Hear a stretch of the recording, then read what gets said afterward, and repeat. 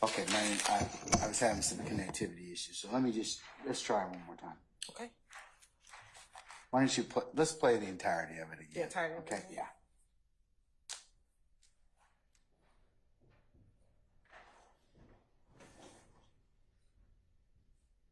I'll start just a little before at 7:22:14.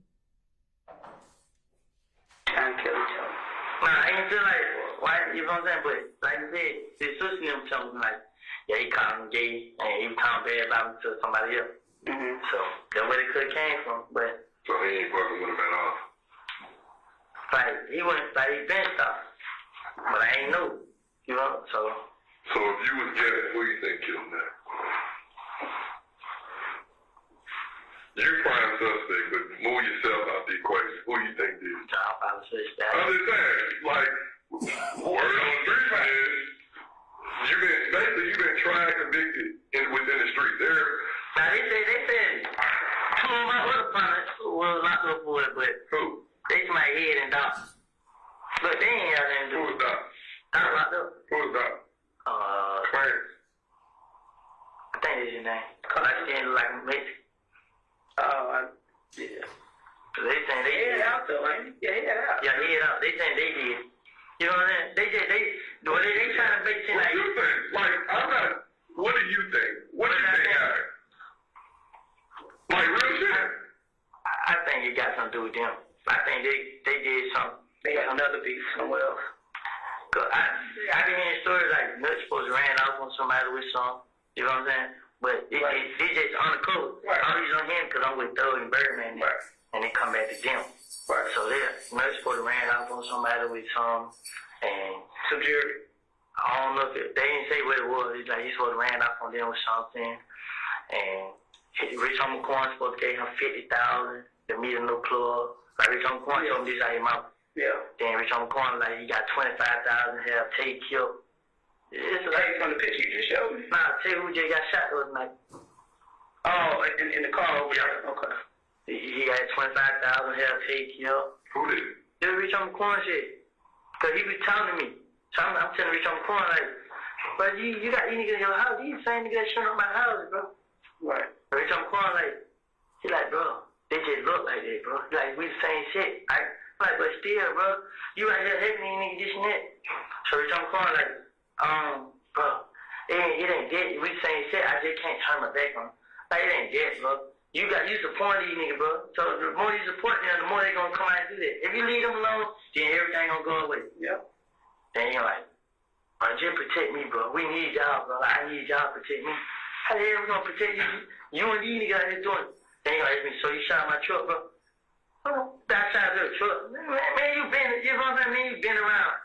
Like, nah, I'll just ask you. You went there like that. And that's the entirety of the section, Your Honor. All right.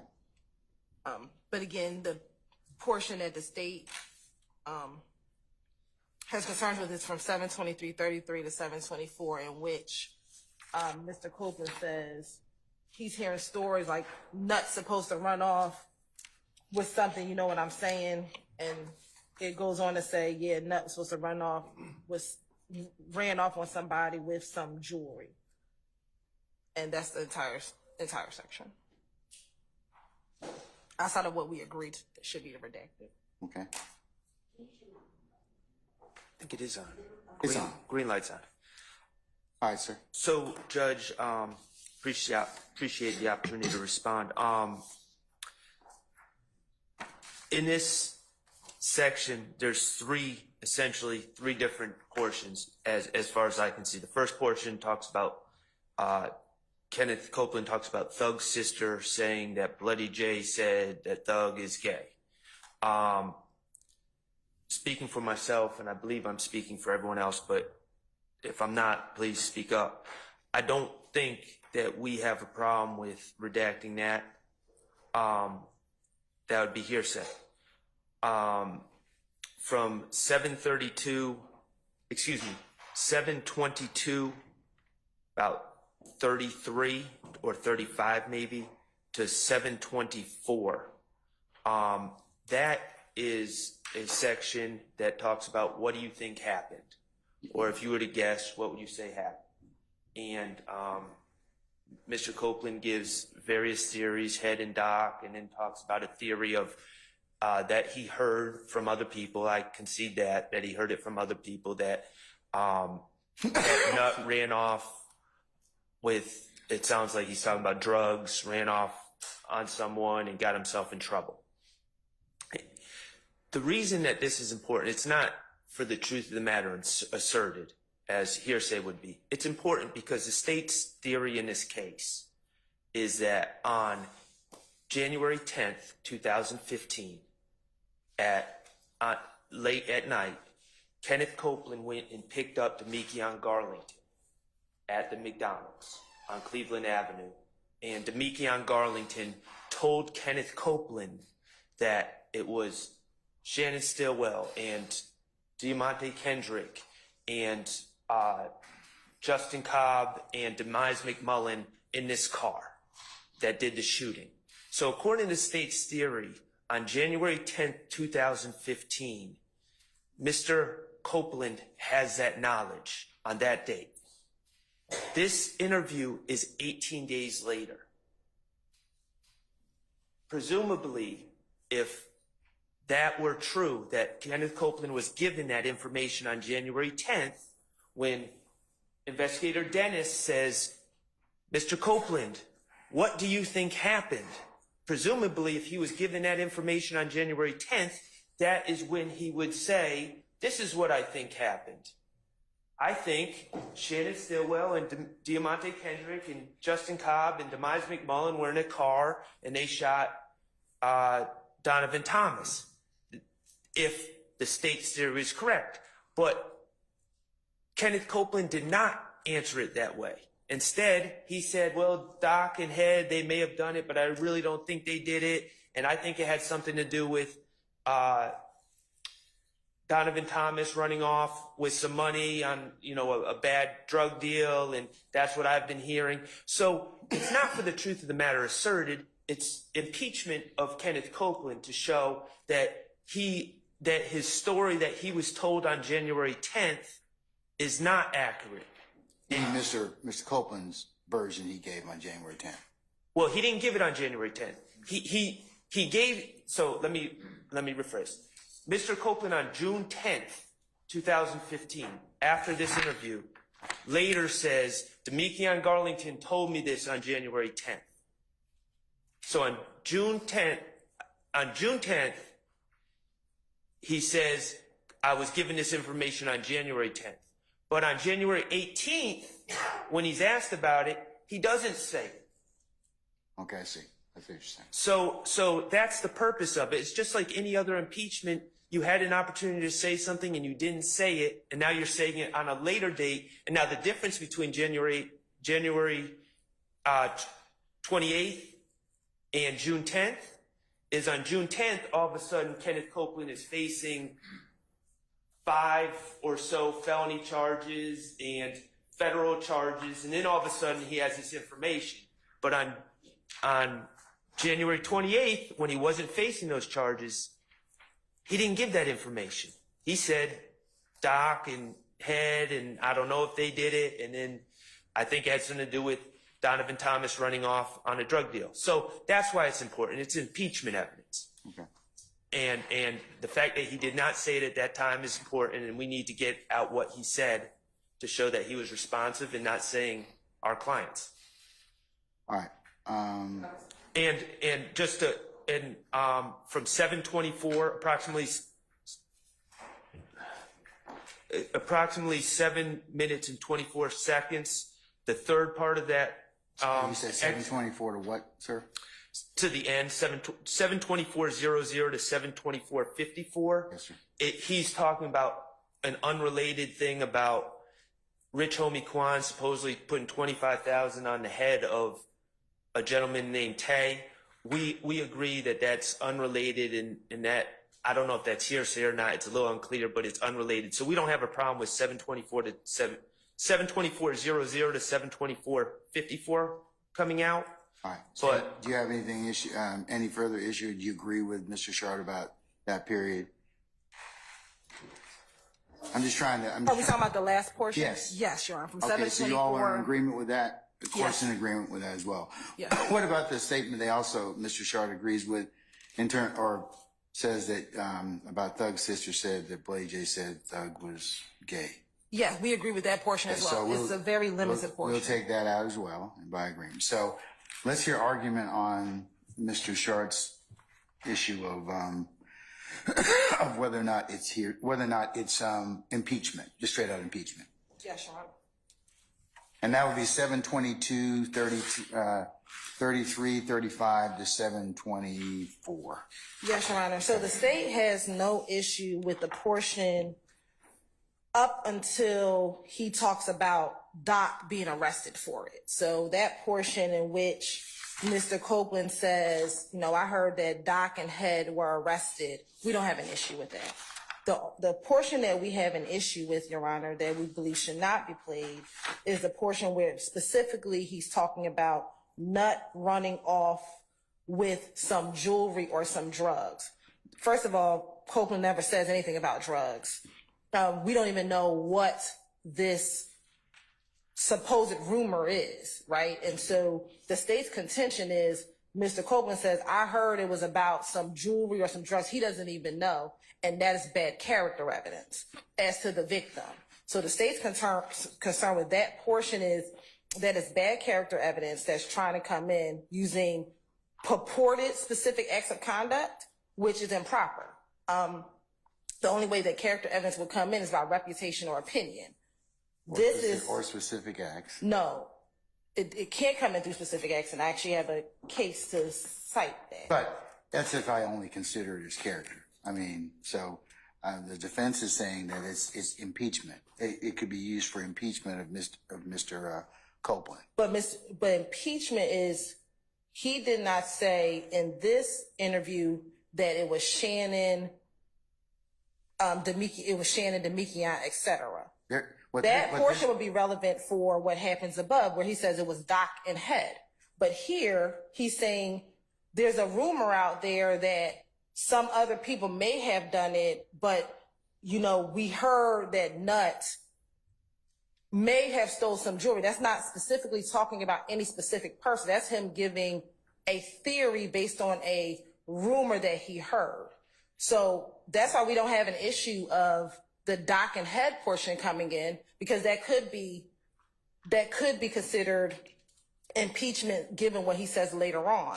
We are solely concerned about the portion in which he says, I'm hearing stories like Nut's supposed to have ran off with something. He's not talking about anyone specific, and he's talking about these rumors. And again, that is bad character evidence. If the defense on cross-examination lays the foundation for, as Mr. Shart said, he has knowledge that Mr. Copeland knew of this earlier, and then on the interview in question, he's saying something that would be different. So if he had knowledge of it and he gave it, that would be impeachment. If he had knowledge of what? If he had knowledge beforehand, what they're doing is, I just, from the court's recollection or this assessment of this, they're working kind of backwards. They know what he said later about what he knew earlier. So that's where the impeachment's coming in. They have a good faith basis to ask him about that. Mr. Sharp, I'm sorry to interrupt you and Mr. Steele, but is that kind of what you're trying to get at? Absolutely. All right. If he had knowledge of it on January 10th, that was his time to say it. He didn't say it, so that suggests to us that he's making it up on June 10th. But what is the it? Because the fact of He's making up what exactly is he making up that's relative to this particular section? He's making up this particular section of 732-33 to 724. On June 10th, he is asserting that he has knowledge of this, and he's had knowledge since January 10th. And he's asserting that his knowledge is that the four gentlemen in the car, who the four gentlemen in the car was. And if he had knowledge on January 10th, Why didn't he say it on the 18th? why didn't he say it on the 18th? Okay. But you're right. I think let me Or be the 28th. The 28th, I should say. and let me be clear. The section that we're talking about, the conversation about Doc and head is in this same section. So in the same section between 723:33 and 724, he talks about dock and head, which we agree should come in. In that same section, he also now talks about this rumor of Donovan Thomas stealing some items. That does not directly talk about who killed him.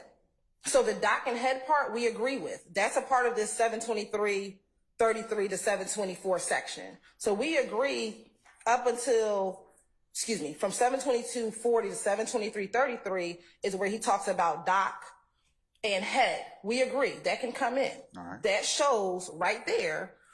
He said dock and head on January 28th. Later on in June, he said Shannon, Demikian, and these other individuals. We are specifically talking about a 7-second area between 723:33 and 724 where he's solely talking about hearing rumors that Nutt supposedly ran off with jewelry. That does not directly talk about who killed him.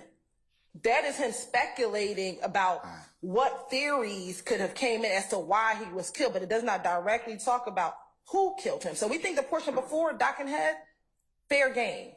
We are only talking about where he's speculating as to whether or not. But here's the thing: if he had knowledge of that, or what truly happened, and he's just given another version, I heard that Sutton says did this during this period of time, that would be impeachment. But he doesn't even know what happened. But it says, but it's another version he's told that the jury can decide whether or not he's telling the truth about. Yeah, ordinarily, Ms. Hilton, it would not be admissible. But given what's been proffered so far, I'm going to probably allow it. So, assuming a foundation's laid as to that. But what I've heard so far would indicate that yes, it's another version of what Mr. Copeland may or may not have said. So I'll allow it over your objection. Okay. So can we we're going to get rid of the things the sister said about Blade J. We're also going to get rid of the 72400 to 72454, the unrelated 25,000. Yes. Okay. All right. Was that it, Mr. Sharp? For that one. For that one.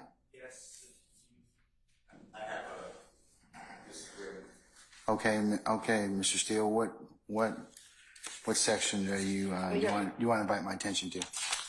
And if we could have, because we weren't provided this previously, so that we can be prepared for whatever. So if he could just tell us what the section is. I think he's going to do that right now. Okay.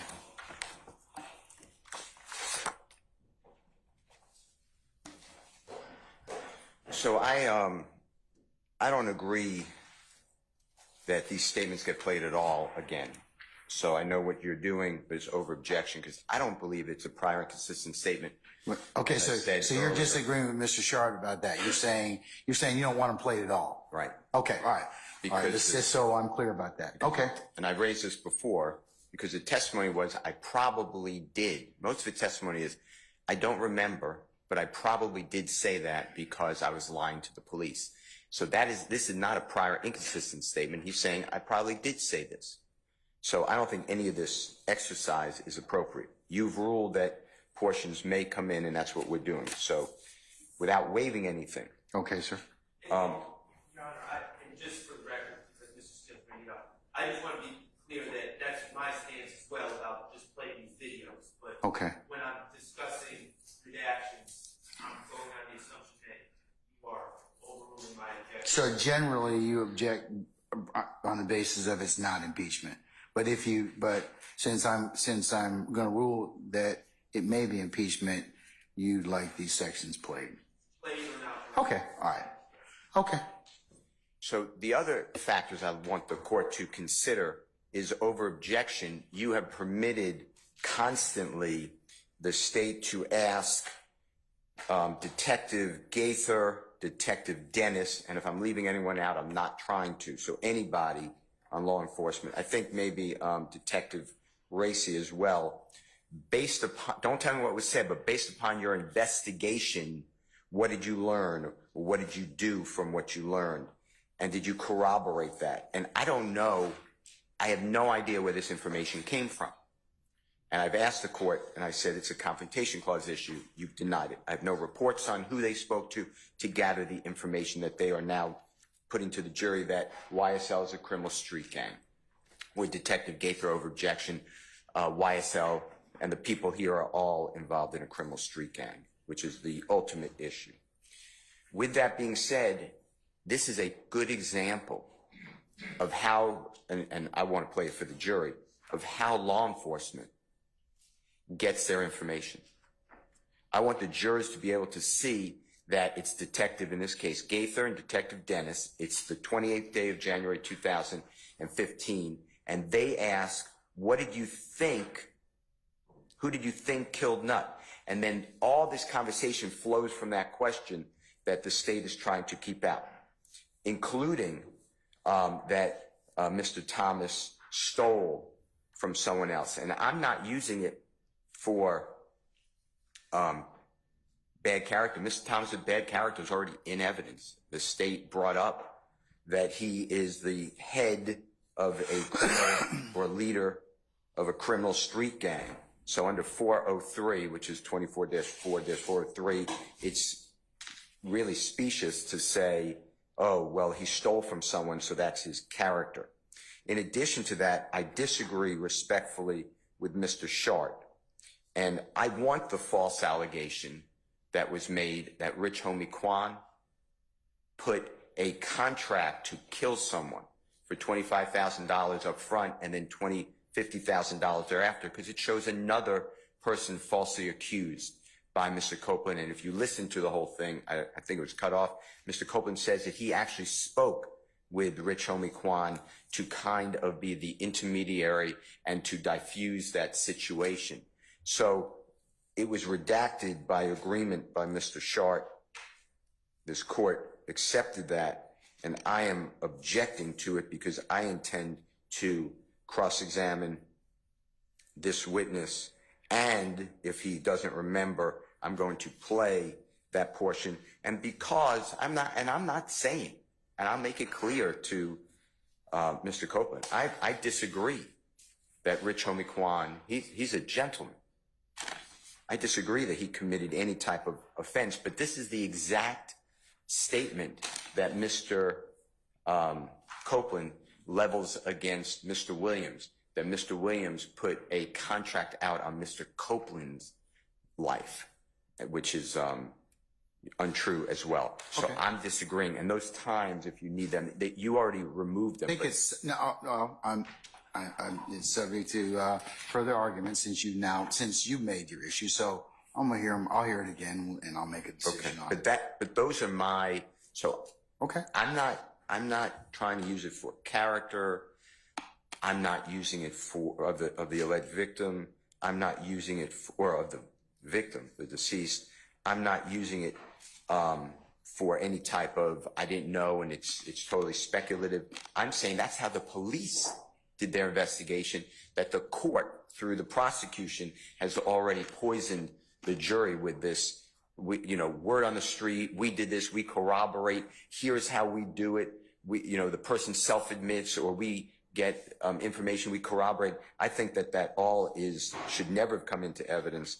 And this is a perfect example to show how baseless the prosecution cases against Mr. Williams and the other, and how the detectives have not done a proper investigation. So that's why I wanted it. What do you think happened? Here it is, and I want the whole flow. That's what I'm saying.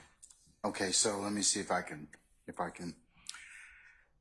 get the sum and substance of your argument. Are you saying that particular section of 724.00 to 724.54 that shows another version of the story that Mr. Copeland may have advanced?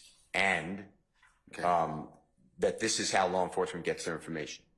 This happens to be recorded, but they are out there saying, and I don't know who they spoke with to say, and you let it in over objection.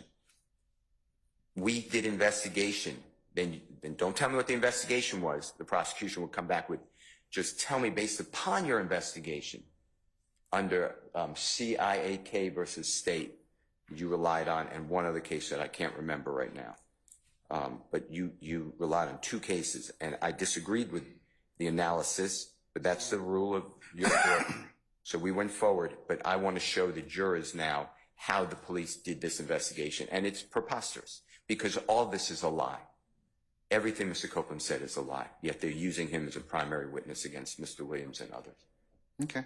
I mean, I understand what you're saying. I believe that case does indicate that, depending upon, since the investigation is an issue that, so I'll hear it again. Okay. All right. Can I hear, 72400 to 72454, please?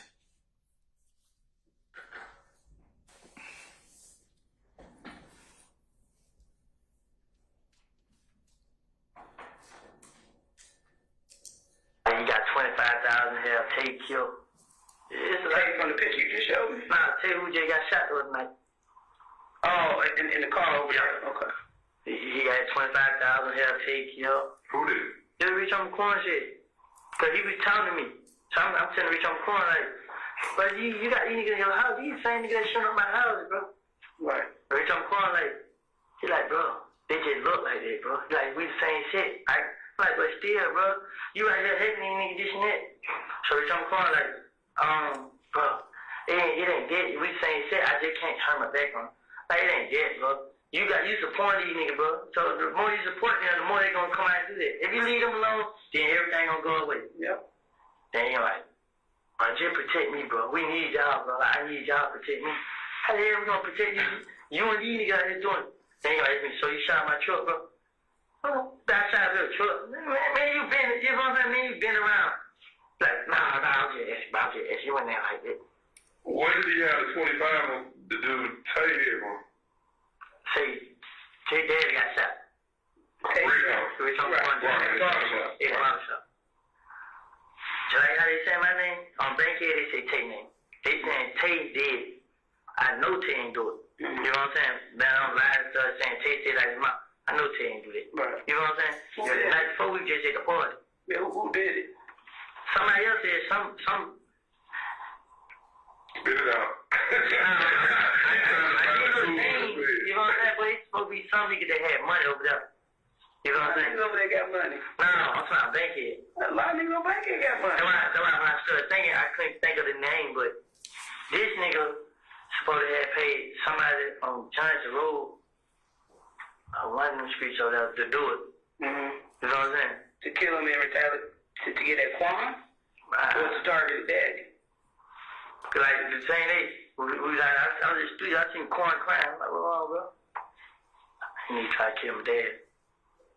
You know what I'm saying? But him and Tate didn't have a problem. Right. So that's why he think it's Tate. Right. Him going through it, him and Tate murder each other. But he don't even know they Tate. Right. How y'all have a problem? But Tate messed with school, but and they feel like they retaliation. Man, it ain't. But like, I couldn't say him because no matter how many times I tried to speak up for Tate, he always had it in his head. Tate did. Right. So like, man, y'all tripping, man. So that's what that was about the other day. I called Tate, you know. I was gonna hesitate, but I had Tate put up on me like probably like Friday or Thursday or Friday. Tate pulled out like, hey, bro, bitch, I'm calling that 25,000 on your head. Why so much? He's scared of Tate. Yeah. He real scared. He's scared of Tate. So I said, Tate, I'm like, bro, he trying to face my damn. Rich on the corner supposed to go and kill her. You know what I'm saying? So I'm feeling like that's what he did because the whole time he been had money on Tate's head and he ain't do it. So when he going to demand out, that's what happened. That's on him. You feel what I'm saying? But I ain't talked to Tate. I don't know how it happened. I don't know what happened. But I know Tate was messing with nobody. Tate started doing whatever he was doing. He just running around and he trying to be a rap. Right. So I know he drive. Huh? What did he drive? A gold charge. So Karen knocked him off? Tell me word. That's basically the word. Like they saying it's $75,000 he not gonna kill here. From who? I mean Pink City, Fort Worth. What's the name? And somebody with some. All right. So that's, I believe, the portion that Mr. Steele is referencing, Your Honor. as you see, there's nothing in this section that has to do with the murder of Donovan Thomas at all. He's talking about a conversation that he had with Rich Homie Quan about this $25,000, which has nothing to do with the issue at hand in this case, which is who killed Donovan Thomas. No, not necessarily. If he's got another version of who may have done what, that's impeachment by contradiction or just straight out impeachment. But this isn't a version of who killed Donovan Thomas. What they're talking about is who killed. It doesn't make a difference if he's telling materially different versions of what happened. That potentially is he can be impeached on that. When you say what happened, what happened, or how he came to find this information. I mean, if he's given the police different versions of what may have happened. When you say what may have happened, because what he's talking about, what he told them. But when you say what may have happened, Your Honor, in this portion, he is not talking about the murder of Donovan Thomas. He is talking about Rich Homie Quan's father was shot at in September of 2014. In this particular portion, he is only talking about the fact that Rich Homie Quan thought that an individual named Tay shot Rich Homie Quan's father. This has nothing to do with the murder of Donovan Thomas. Okay. So this isn't him giving a version of facts as to the murder of Donovan Thomas. This portion has nothing to do with the crime of who killed Donovan Thomas on January 10th. What he is talking about is only to Corey Lamar, which is Rich Homie Quan's father. So this would not be relevant to the issue at hand, which is who killed Donovan Thomas. Okay, so, let me also kind of just ask you to just address this as well, Mr. Steele. You have made this an issue of investigation. I mean, even though of how the police got there, Mr. Steele wants to challenge that particular issue of the investigation, which arguably he's entitled to do that. Right. So the information that they got regarding the murder of Donovan Thomas is fair game, but they're not right now. They're getting information about what could potentially be a separate crime, which is not the investigation of Corey Lamar. That's what they're talking about in this section. Now, if he wants to talk about what Kenneth Copeland told them about the murder of Donovan Thomas and their investigation as related to the murder of Donovan Thomas, then he could talk about whatever they did in these interviews regarding whether or not they followed up, whether or not they got the information, they did nothing with it. But as it relates to this portion where he is talking about Rich Homie Quan, Corey Lamar, that has nothing to do with the death of Donovan Thomas. If there's anything else in this video where they're talking about what happened before with Donovan Thomas, then that's fair game, but not this portion right here. All right. And we don't know if this $25,000 is true or false. We don't know. So we don't know if it's impeachment because Rich Homie Quan has not testified in this case. So we don't know if this is true or false or not, or if it's impeachment at all. And if Mr. Steele on cross-examination goes into a line of questioning, that's something he may decide to do. But here, as the state's case, we're not going to inject any error in this case by playing a non-relevant portion regarding the death of Donovan Thomas, because this does not have anything to do with the death of Donovan Thomas, this section right here. Now, there's another section that he wants to talk about, but this section from 724:54 to where I stopped at 727:51 has nothing to do with Donovan Thomas's murder.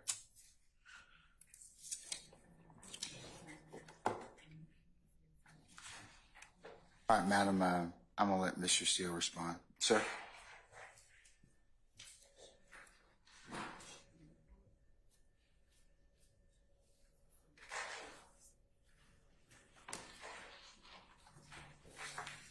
This is Mr. Copeland, who is a huge witness, as the court knows, in this case. And he is lying, my word, to law enforcement about Rich Homie Quan conducting a murder for hire. The state wants to say, well, that's irrelevant because it's a murder for hire of a different person, Tay, T-A-Y.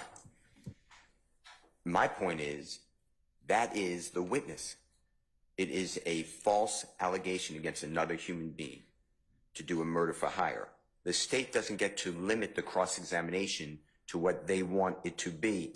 And it goes to the investigation of Detective Dennis, Detective Gaither, who the court has both found over objection to be experts. And they both talked about their investigation. And they both talked about how they went about their investigation without giving specifics of who they spoke with. I have no idea when they say, based upon our investigation, we learned the following. We learned this. I still rely on my constitutional right to have that information, but I don't have it. And this is a prime example that they get garbage. That's my position. Mr. Copeland may say it's absolutely true. The state was going to call Rich Homie Kwan. His name's Mr. Lamar, Lamar. I guess now they're not. I may call Mr. Rich Homie Kwan after it comes out that, if I need to, that he put a killing on someone else. Mr. Copeland may say, yeah, I was lying to the police, which I have a good faith belief that he was lying to the police. So I need to show the jurors, and the jurors need to see, to collectively understand how the police are going about this investigation and who they're dealing with and who the witnesses are that are giving sworn testimony before the court. So I believe it all comes in. Okay. And Your Honor, Mr. Steele would be assuming facts, not in evidence. We don't know, because there's no evidence before this jury, because it's not relevant for this issue, whether or not Rich Homie Kwan did or did not do the $25,000 for hire. That there's no evidence before this court, before this jury, to impeach as to that issue. But I think they have a good faith base to ask it. But they don't. It would be one thing if they don't know that, but they do. They have a good faith basis to ask it. He's on cross-examination. But he's not on cross. He's on direct examination right now. But they're going to get him on cross. If they get him on cross and they played at that portion, then that's something different. But right now, for the state to play this portion, it is improper, because we have not discussed at all anything dealing with Mr. DeQuantis Lamar hiring anyone, because that is not relevant to the issue at hand, which is, did YSL kill Donovan Thomas? That is the issue at hand. What happened with Corey Lamar and DeQuantis Lamar is not before this jury. So therefore, at this juncture on direct examination, there's no evidence one way or the other regarding Corey Lamar, because it's not relevant. If they ask him questions on direct and over our objection, the court lets it in, then that's a different conversation on cross-examination. But right now, there's no relevant evidence regarding what happened between DeQuantis Lamar, an individual named Tay, and Corey Lamar. It would be improper, because there's no evidence before this jury regarding those three individuals and any type of murder for hire. I got you. Okay.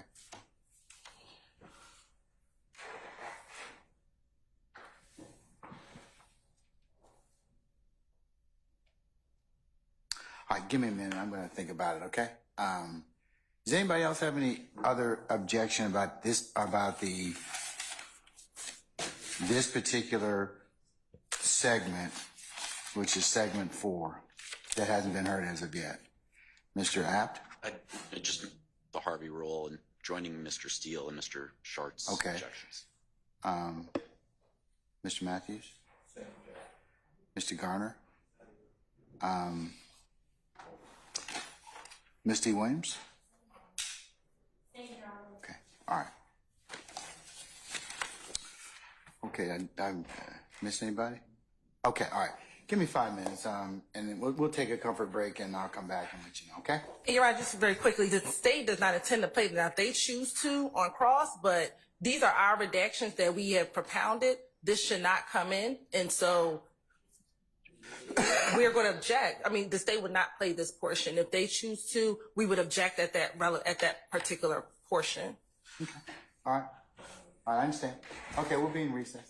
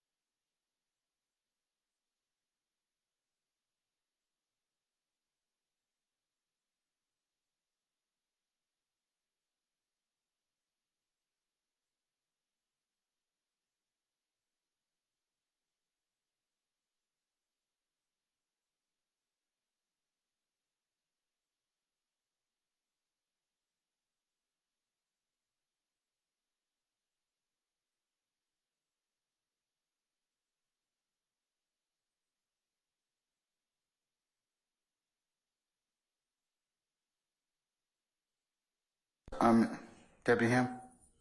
Okay. All right.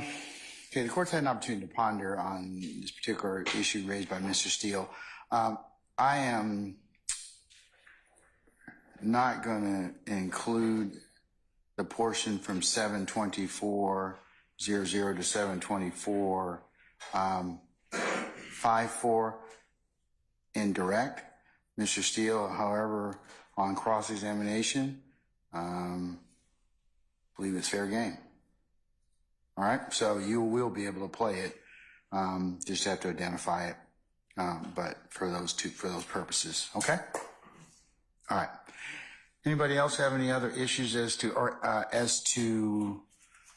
or discussion as to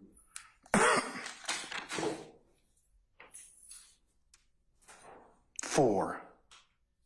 And four again was 722.16 to 724.54. All right, so we'll State, you can go ahead and start working on those edits, okay? Yeah. All right. All right, let's cover the next period of contention. That's number 9. What does number 9 go from? And again, Your Honor, I want to make sure, because I think I want to orient that the list that we're going through now is what the state intends not to play. In section number 9, these are areas in which the defense wants to play. And can you tell me first what areas you're not contending to play, and then I can ask the defendants, or if you've got those, which areas the defendants want to play? So we are not intending to play 748.10 748.10 through 749.30. through 749.30. Yes, that's the next section. Okay. And so we will not play it. We believe it's bad character of the victim. Again, I will play that portion for the court. And we will be objecting for the defense to play that portion when they get Mr. Copeland on cross-examination. So you don't want to play it during your examination, Mr. Copeland. Is that what you're saying? Correct. Okay. All right. All right. Let me hear it.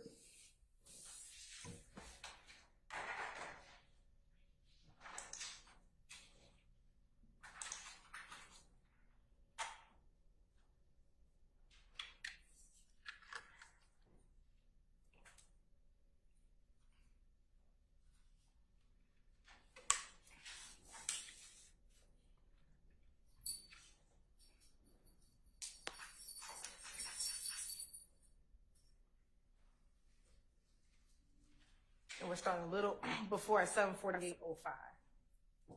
I mean, he come in on here. Hey, Tate, what you know about not having anybody else locked up? I mean, I'm clean, but I don't know too much about it. What about the boy on Auburn? Who, School. I heard something, but What you it heard? wasn't much. It was just like, all that he did, I'm caught up on him. Somebody had him killed. That's all I heard. All the school did. But he robbing folks. But when he comes to the jail, like, I ain't said, but he's always, like, he's paranoid. Yeah. But I ain't know he knew what he was doing. Right. You know what I'm saying? But he was paranoid when he come to the jail. He be like, so I gotta go. Yeah. But everybody they come out of the weed and he'll deal. What the hell wrong with this nigga? Yeah. Everybody paint him as a saint now. Huh? Everybody painting that as a saint. Like, Yeah, like, it's like people don't like me now. Like, I'm like, college girl. They be that trade, I'm like, hey, it's here, like, who the dude on Cleveland you was talking about? Some girl, like, it's damn. I think Neat just got shot. He didn't die, he just got shot. Neat? I don't know his name. But he just pieces out the hand. You know what I'm saying? But I think I went wrong when I let go. No, like, I like, check. And so the portion would end at 749.33. But from 748.10 to 749.33, the state does not intend to play. All right. I'll hear argument from the defense. Anyone? Mr. Sharp?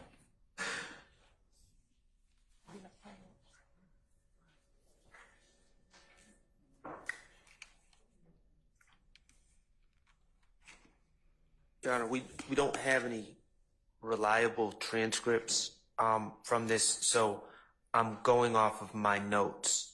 It wasn't clear to me from what was just played, but what I believe what leads into this conversation is Investigator Dennis asking what he knows about Nut getting people knocked off. And that's what leads into the scooter conversation. Now, we believe that this is relevant because not for the truth of the matter asserted, but for Kenneth Copeland's state of mind. Mr. Steele, in opening, strongly suggested at least that Kenneth Copeland is the real killer. Additionally, we know that Kenneth Copeland we've received Brady information. He was lying to investigators for years about this, but he's acknowledged that he in fact stole from Mr. Donovan Thomas, known as Nut, stole a chain, a phone, and other belongings from Mr. Thomas at some point. Mr. Copeland also says in his statements that the Bloods, and with the approval of Donovan Thomas and another gentleman named Mo in prison, put Kenneth Copeland on the menu, meaning he was fair game to kill. The fact that Kenneth Copeland believes, whether it was through hearsay or otherwise, believes that Mr. Thomas has knocked off other people goes to Mr. Copeland's motive to commit this crime. Self-preservation, essentially, that he's going to get knocked off, so he preemptively shoots Nut, or Mr. Thomas, I should say. So we believe that his state of mind at this time and his knowledge, or at least even if it's not firsthand knowledge, his perception, his belief that Mr. Thomas is capable of ordering people's deaths is relevant in this case.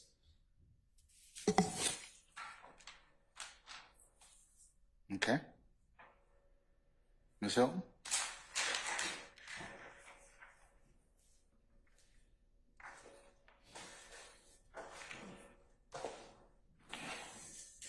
Your Honor, for a couple of reasons, there's no good faith basis that Kenneth Copeland murdered Donovan Thomas.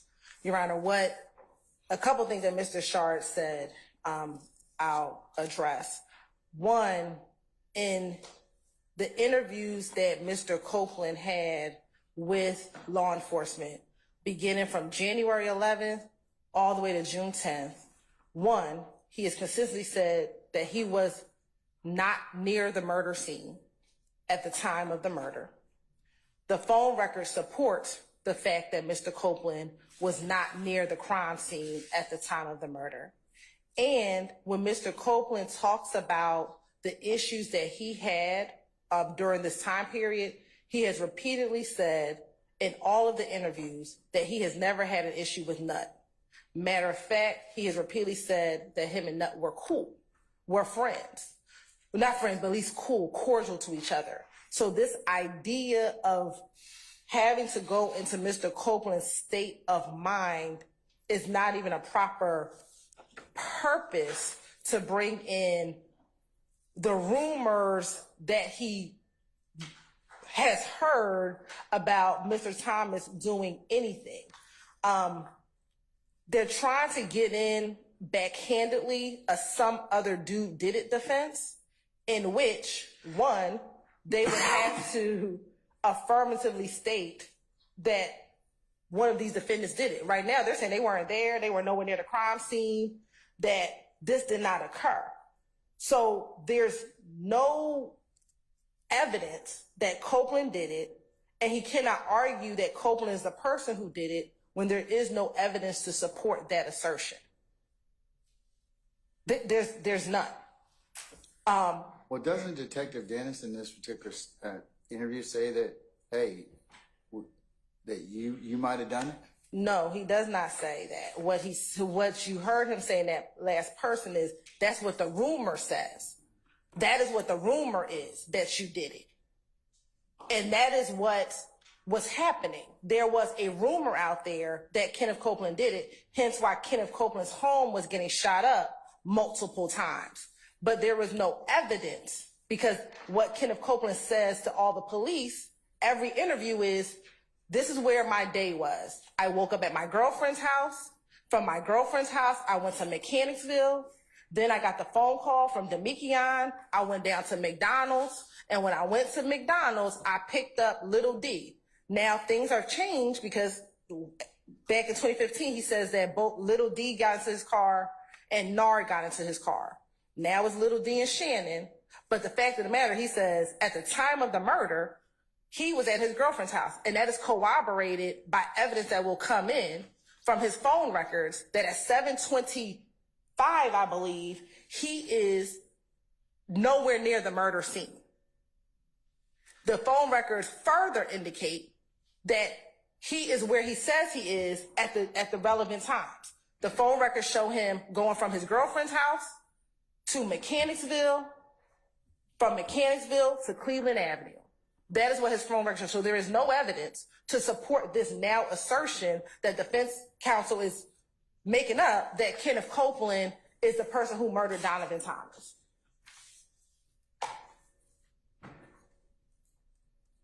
And they have no evidence that Copeland did that, so legally they cannot argue or even suggest this to the jury. This will be pure, bare speculation based on no evidence at all.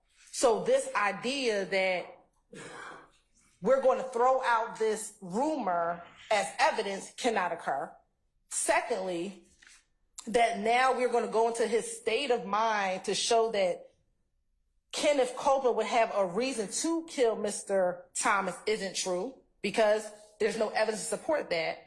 And then I believe Mr. Sharp brought up this meeting that occurred maybe the night before Mr. Thomas died. And what Mr. Copeland says is, I don't think Nutt was at that meeting. He never puts Nutt at that meeting. He says Mo was on the phone calling from jail. Bloody J was at the meeting. He said someone said Nutt might be, but I don't think Nutt was there. So at no point in time was Nutt a part of the meeting that they're trying to bring forth to the court, that some way, somehow, Nutt had a hit out on him, because that isn't true. All right. I disagree with some facts. So I respectfully disagree with some facts that Ms. Hilton just put out there. First of all, I wasn't finished. Okay. Thank you. Okay. Okay. Well, all right. I'll let her finish. Thank you. Yes, sir. Thank you.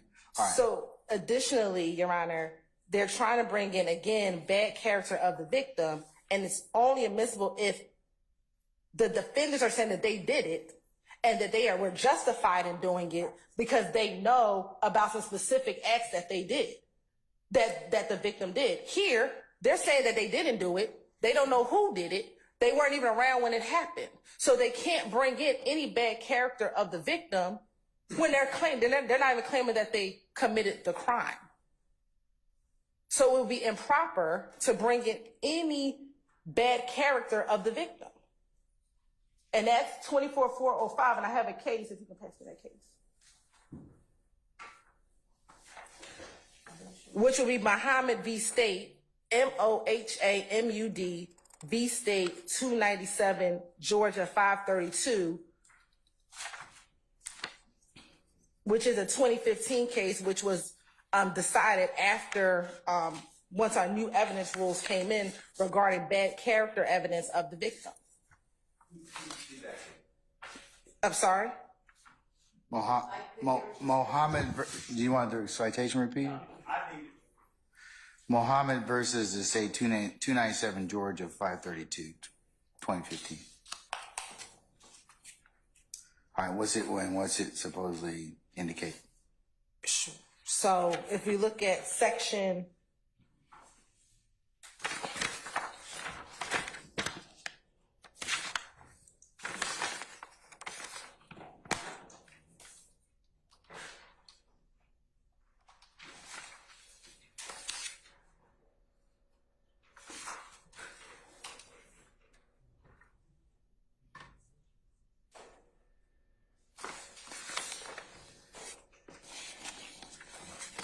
So in section or division 3 of the opinion, I'm gonna get to it.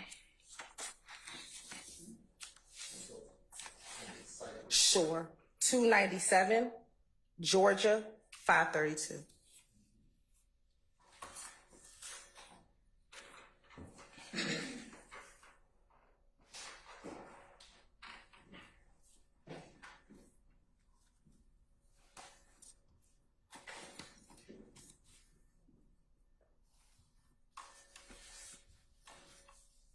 All right, so, I'm in section 2 and 3. What Yeah, so section? You said section 3, right? section 3, Your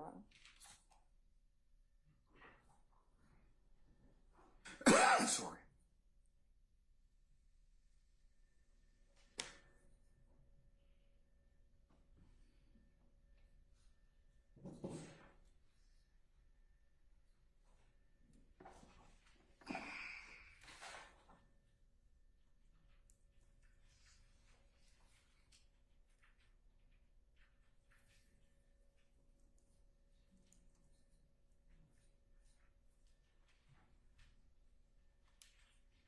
Right. Okay.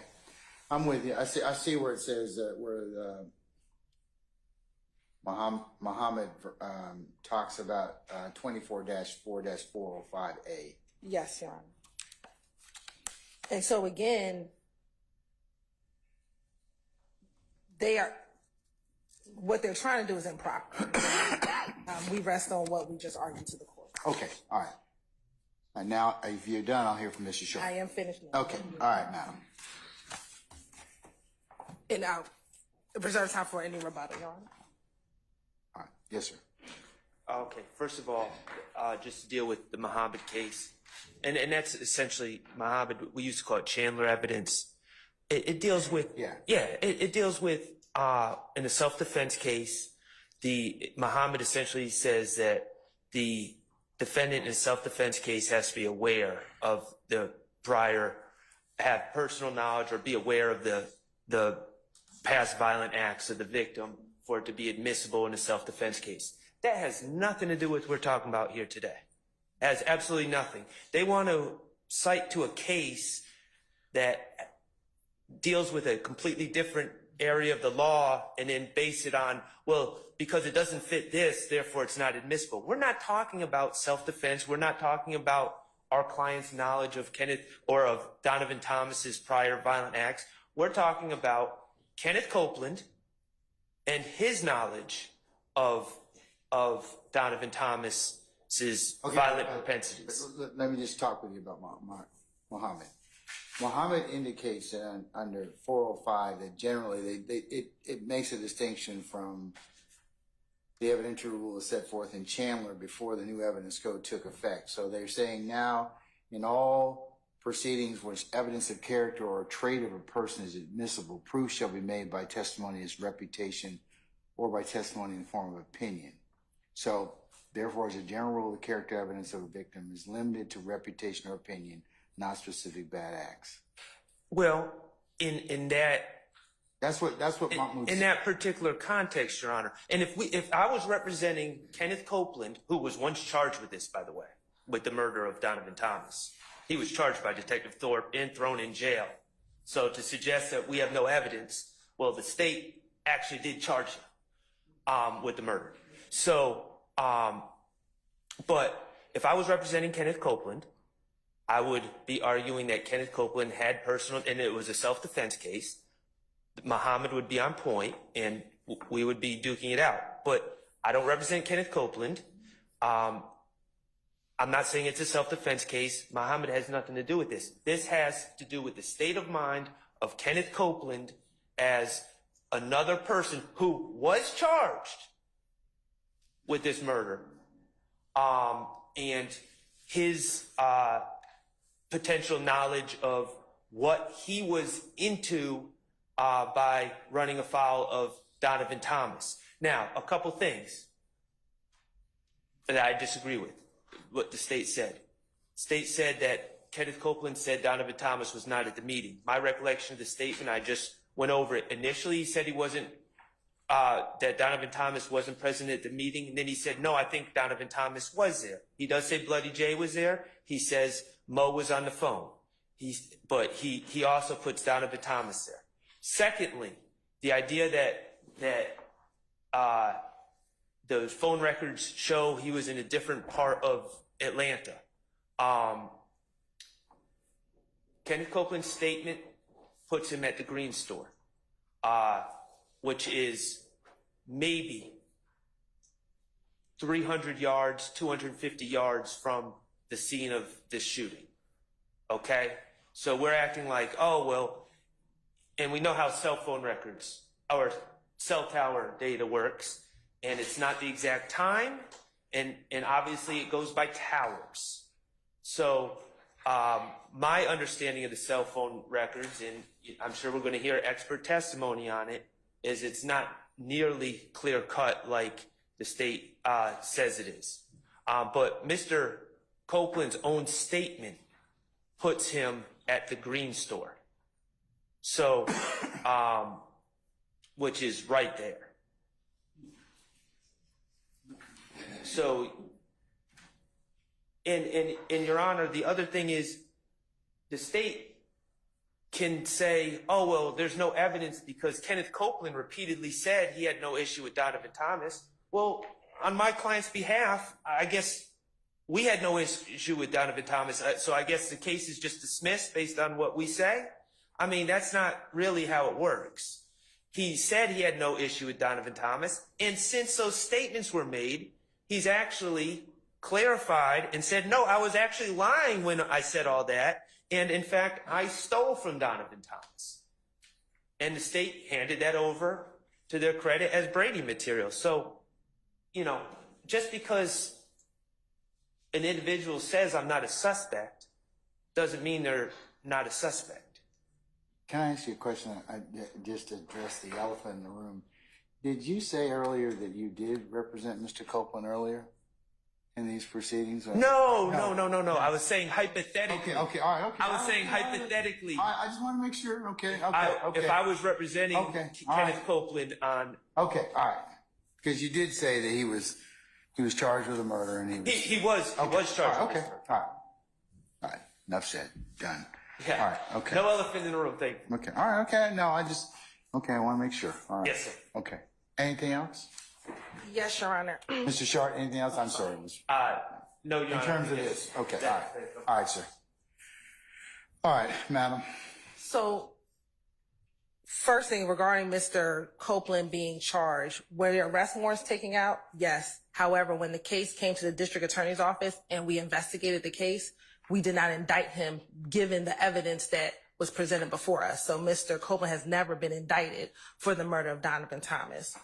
Second, Your Honor, looking at 244405A, what the defense is asking you to do meets no exception. And they have not brought to you any case law that says the state of mind of another individual that they are claiming killed someone with no evidence can come in. Like, they have not presented any case law, because this is what they're asking you to do. They're asking you to bring in evidence of the state of mind of someone who they think killed Donovan Thomas with no evidence that that person killed Donovan Thomas. If they have some case law to say that the law allows that, we would like to see it. But according to 244-405, what they're asking you to do meets none of the exceptions in how character evidence of a victim can come in. Okay. All right. Anyone else have any argument on this particular section? Mr. Steele or anybody else? All right, sir. Go ahead.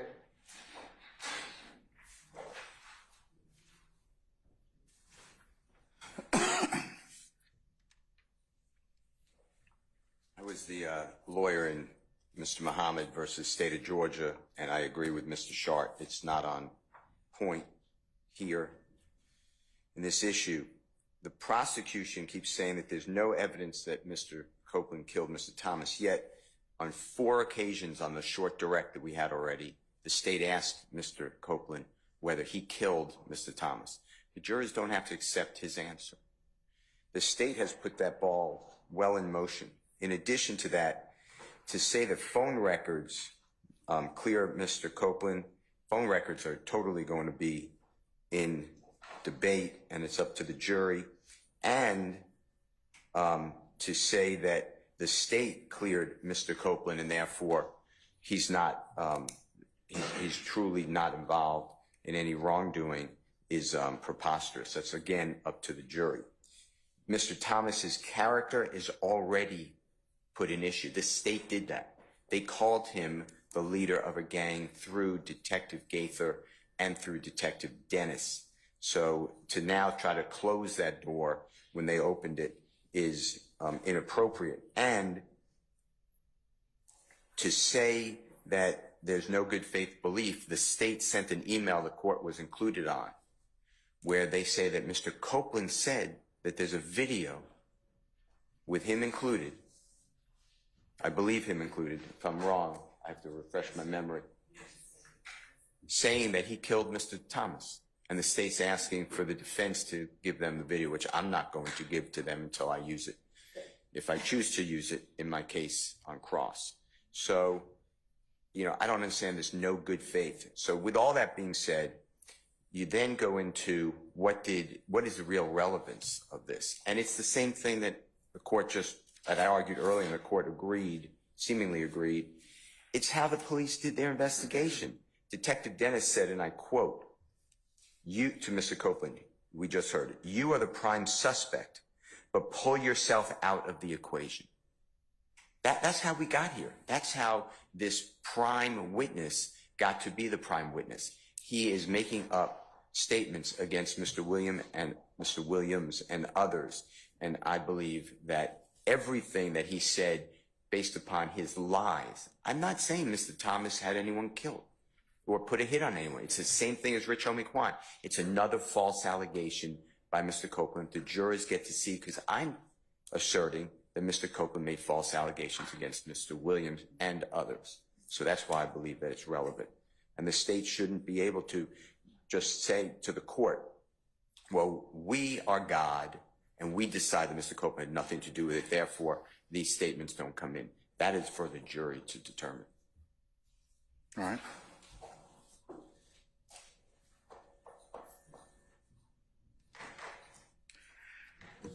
Your Honor, again, if you listen to what Mr. Copeland says, he doesn't say Mr. Thomas had someone killed. He says, this is what I heard. This is the rumor that is out here. I don't know about that, but this is what I'm hearing. So again, Mr. Copeland has never said that Mr. Thomas did anything. This is a rumor, and yet we still don't have a case law that allows what they're trying to have the court do. There is no exception to bring in what they're trying to do, which is a specific act to show the character of Mr. Thomas. Mr. Thomas, if they're trying to bring a character, it has to come through reputation or pity. That's first and foremost. I don't think it's character. I think what they're trying to do is just impeach him. And they're trying to impeach him on the issue of whether or not he has told another falsehood or discrepancy. And they're also trying to bring in, in fact, from the interview of the police and how they asked him about this particular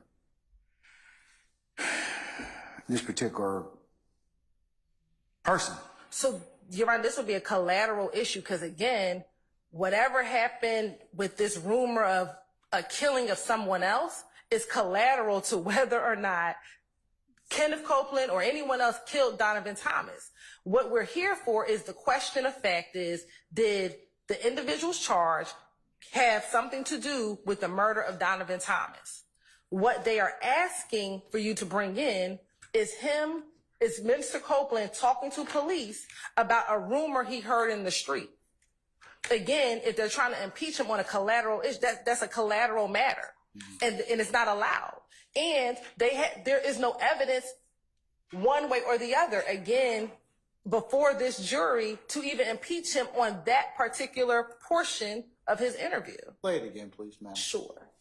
I want you to play 748, 10 or thereabouts to 749:33. Okay.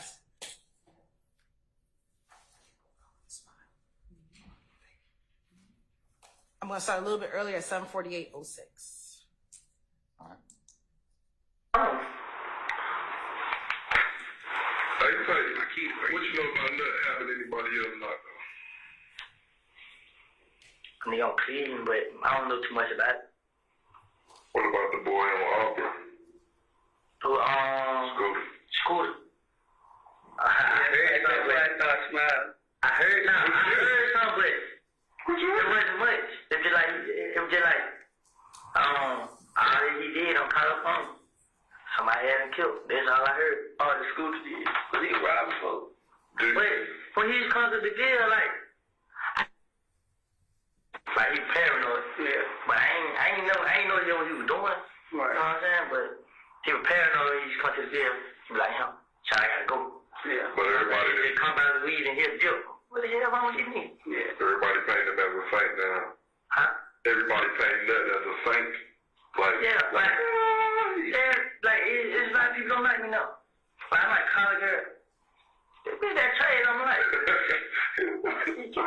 It's here, like, who the dude on Cleveland you talking about? Some girl, like, damn. I think Neek just got shot. He didn't die, he just got shot. Neek? I don't know his name. But he just pieces out the head. You know what I'm saying? But I think I would. So, Your Honor, like he says here, it's just pieces I be hearing. He never said that Nut did anything. And when it came to talking about the individual by the name of Scooter, he said all that he did talking about Scooter came up on him, and we heard that someone had him killed. He's not talking about Mr. Thomas. He's not talking about him at all. What he's saying, whatever Scooter has done in his past caught up to him and got him killed. And then when he further talks about, they ask him again, what do you know about Cleveland? He says, I don't know. These are just the pieces I be hearing. So again, he's relaying to them rumors that he has heard in the street based upon the question that they asked him.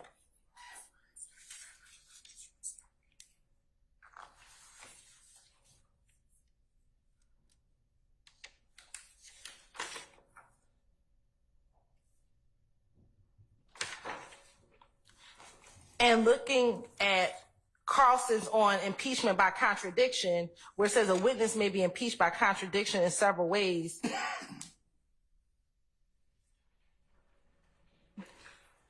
If you call another witness or introduce other extrinsic contradicting evidence, generally speaking, the admission of extrinsic evidence for contradiction impeachment is restricted to non-collateral matters. Wouldn't it be collateral whether or not he killed Mr. Thomas? No, Your Honor. But you all asked about that on direct. You all asked about that on direct, okay? That's a material matter. That's not a collateral matter. But listen, Your Honor, what they asked him is, do you know about not knocking anyone else off? That has nothing to do with whether Kenneth Copeland killed Donovan Thomas. They're asking him, do you know about any other people he done killed that he might have killed? And he's saying, I don't know much about that. So he says, your boy on Cleveland. He said, I don't know too much about that. And then they asked him, what about the boy on Auburn? And he says, Scooter. And then he says, all he did, meaning Scooter, came up on him and someone had him killed. He's not talking about Mr. Thomas. He doesn't know who had him killed. Then further, when they go back to Cleveland Avenue and they're asking again about the Cleveland Avenue thing, he says, I'm just hearing pieces of it. I don't know. So at no point does Mr. Copeland says, I know Donovan Thomas did this or this. He's saying these are the rumors that I hear. So again, they're not trying to bring this in for Mr. Copeland's state of mind. They want to bring it in to show bad character. And that is collateral to, did these individuals kill Donovan Thomas, and did Kenneth Copeland say something contradictory to what these individuals killing Donovan Thomas? Okay. All right, ma'am. Okay. Your Honor, if we wanted to bring it for bad character, there's a lot more low-hanging fruit that we'd be aiming at. And furthermore, the state, regarding character, the state has asked people about him buying haircuts and what kind of guy he is. Thomas. Mr. Thomas, about buying haircuts and what kind of guy he is. And, oh, he was a great guy. You know, he'd show up and we'd also start smoking marijuana and everyone would be happy. And I don't know if that impressed the jury, but the intent was, oh, he's a great guy. So character has been placed at issue, but we're not going after character. Whether Mr. Copeland killed Donovan Thomas is clearly material. Mr. Copeland's motive to kill Donovan Thomas is clearly material. We have to remember, Mr. Copeland has stolen from Donovan Thomas. Mr. Copeland has been put on the menu, quote unquote, at a meeting a couple days before where Mr. Donovan Thomas and his associates were present.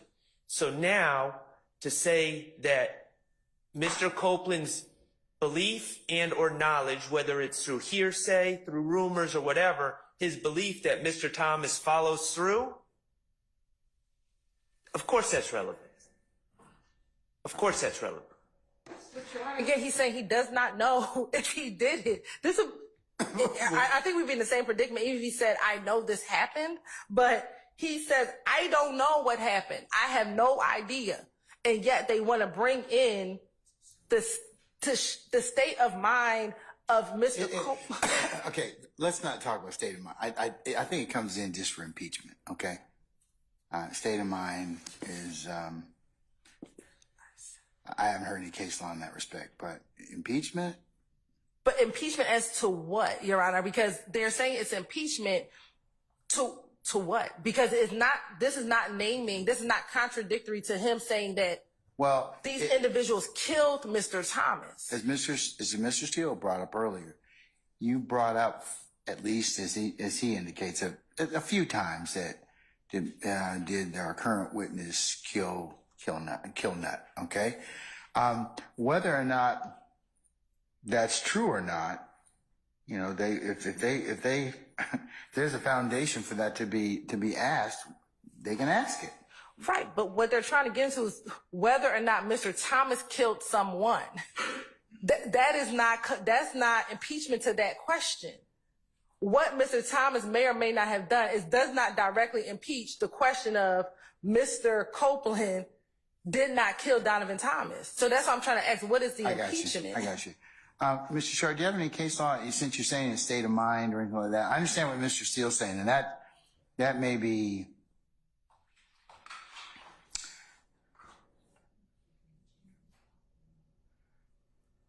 Does anybody have any type of transcript I can take a look at what was said? I can parse it out. We have a rough transcript, but it's... I'll look at the defense. If you got a version and the state's got a version, I need to kind of see what's actually said in writing because it's hard for me to kind of listen to it.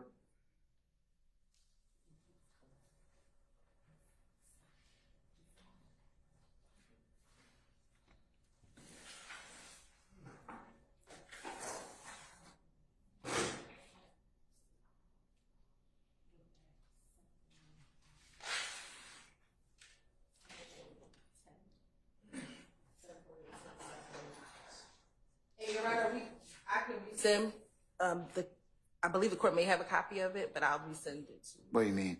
In this ubiquitous Dropbox that I never access? No, we emailed it when we emailed the redactions, but I'll re-forward it to you, Your Honor. As long as you re-forward it to, please re-forward it to everyone. So, we can give you a copy of the one of this. Can I see it? Yes. Ms. Knight, do me a favor and show that to Mr. Sharp, please. And Mr. Sharp, do you have a version you'd like for me to look at? I'm trying to find it. We have different timestamps because it's based on different videos. So I'm working on that. Excuse me.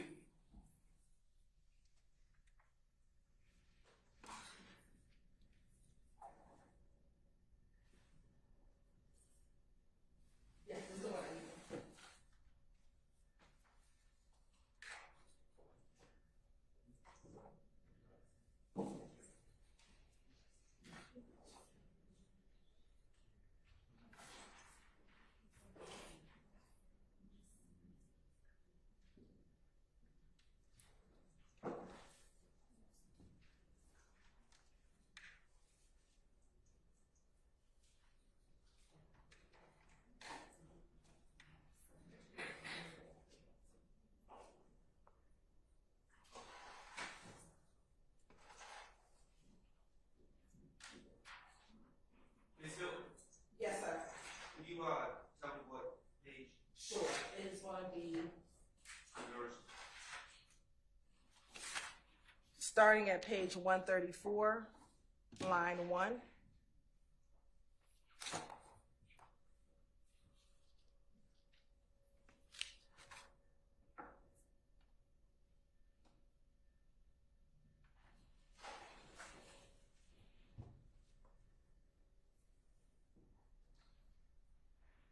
Through 137, line 7.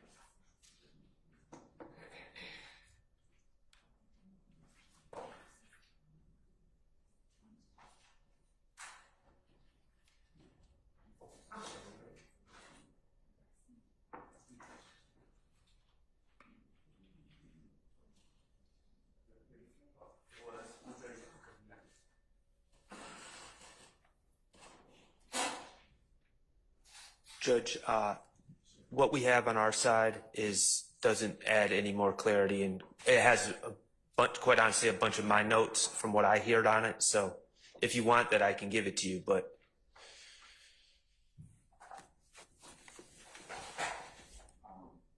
I don't want to look at your work product necessarily. I just want to kind of want to look at. both transcripts have a lot of unintelligible.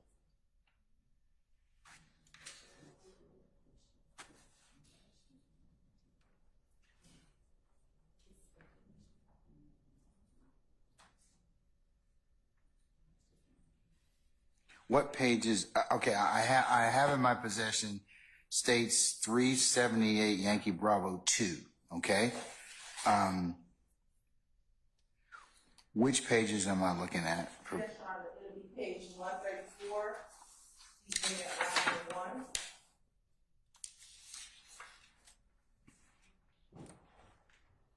Going through page 137, line 7. I tell you what I'll do, Mr. Sharp.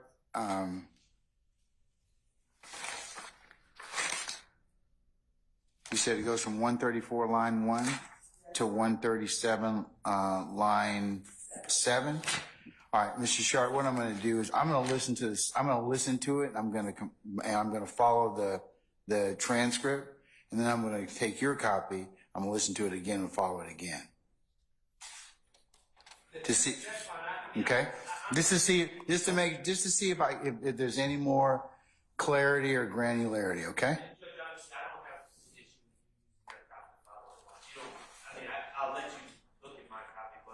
Only if you want me to. Only if you want me to. Okay. All right. Just so I make sure I try and get everything. All right. So go ahead and play from the video audio recording from 134 to 137.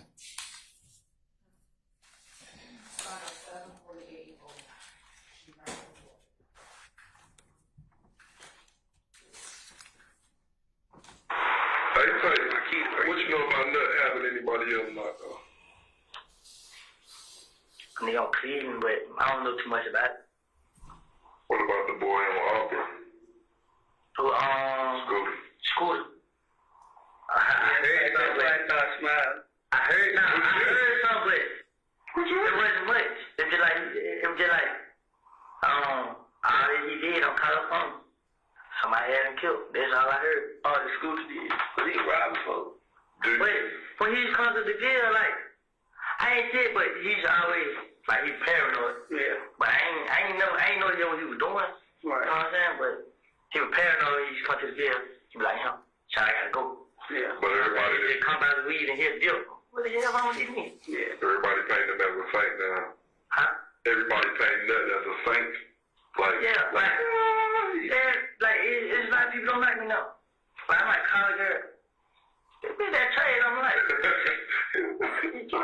It's here, like, who the dude on Cleveland you talking about? Some girl, like, damn. I think Neat got shot. He didn't die, he just got shot. Neat. I don't know his name. But he did pieces at the end. You know what I'm saying? But I think I went wrong when I let go. No, like, I check the car on the phone. You know what I'm saying? So I ended at 7:49. I'm just saying that time. Ended at 7:49:38.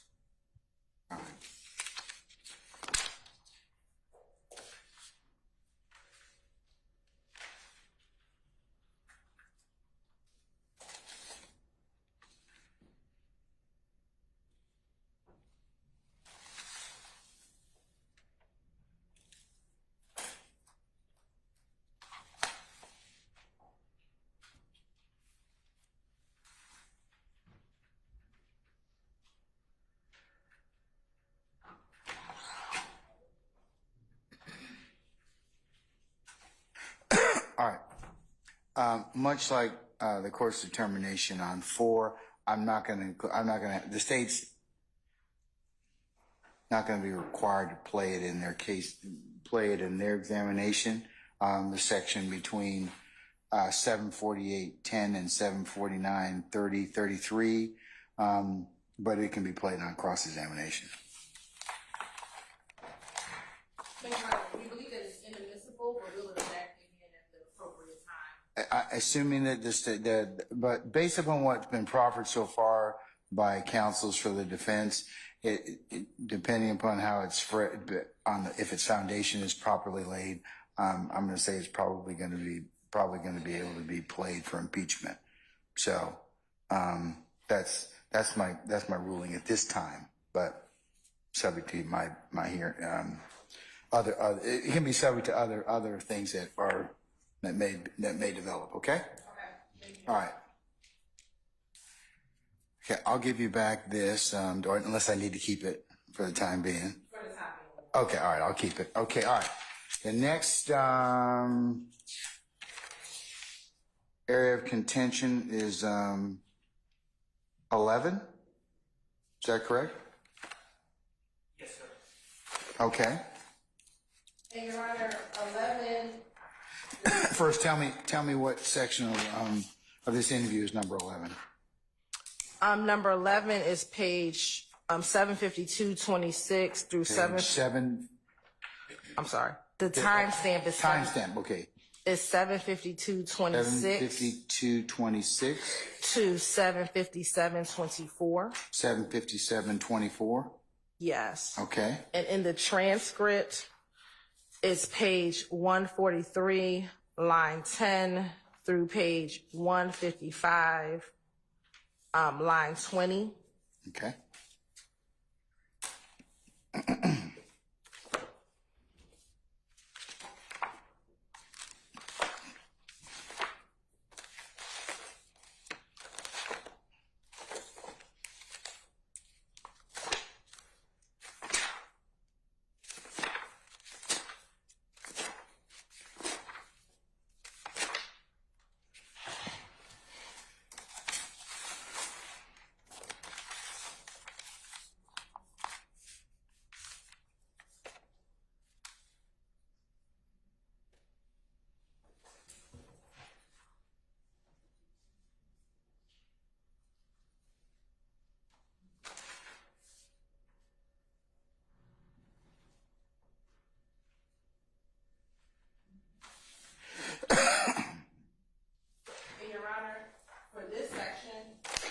This is section Mr. Shard and I talked about yesterday.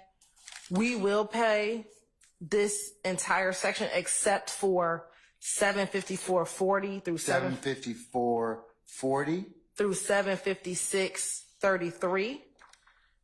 And the reason why we do not want to play that section is Mr. Copeland tells the police where his family lives across like the city, and we don't think that that portion is relevant. But other than that, we would play everything else except for the section where she's talking about where his family lives. Is it that they give addresses or do they give just generalized areas? Both. I mean, some he gives specific addresses, some it's generalized areas, but it's not relevant where his family stays. Mr. Sharp? Could we just play that 2-minute section just to make sure we're all on the same page? I do not want to play that out loud, so if they want to play it themselves, but I do not want, my whole purpose of not wanting to play this so that it doesn't get publicized. Can you all let me hear it? Sure, I have some earphones.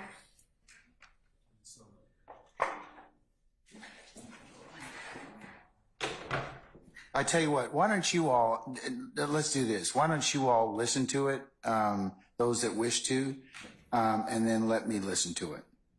And then we can have further discussion if necessary. If you all agree that it's, then I may not need to listen to it. So I'll let you all kind of work that out.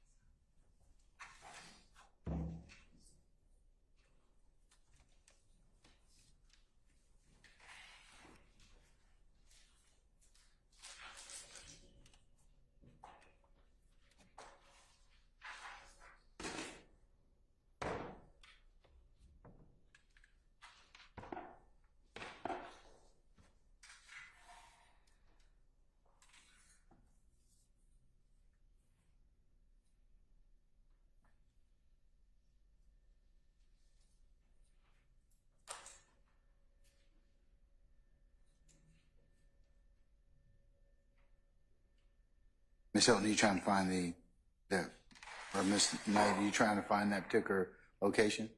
No, I have headphones. Why don't you all listen to it first with the defense, okay? I think they're listening to it now.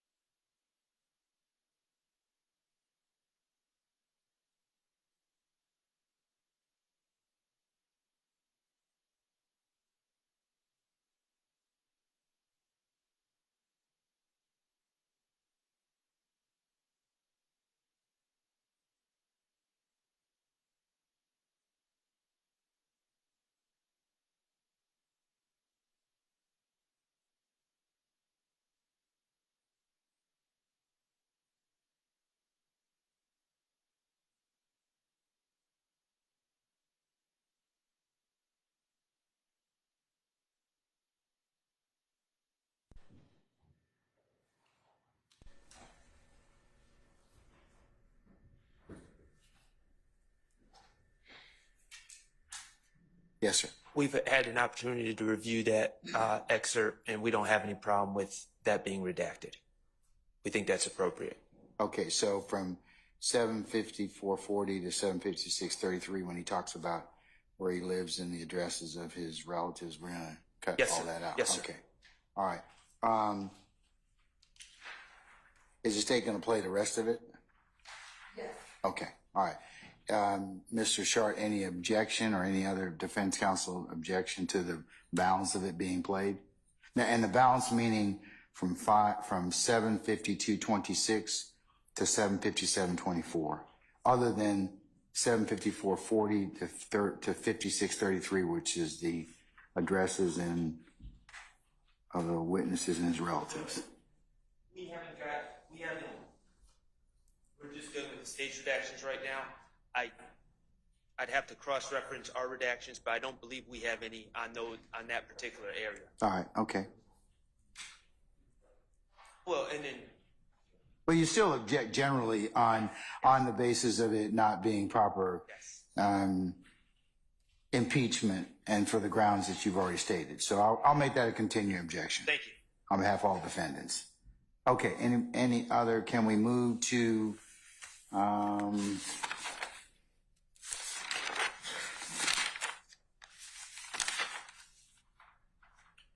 14? And there's a part of 14, as I understand, that you all disagree with. Is that correct? Correct. Based upon what the defense counsel has provided, my understanding is they were okay with us not playing majority of that section. The only portion that they wanted in was from 845.12 to 847.34. All right, tell me first what's 14. Sure. 14 is the entirety of the section is 844.05 844.05. through 847.34. 847.44. 34. 34. Okay. And the defense wants to play 845.12 845.12 through 847.34. through 847.34. Yes.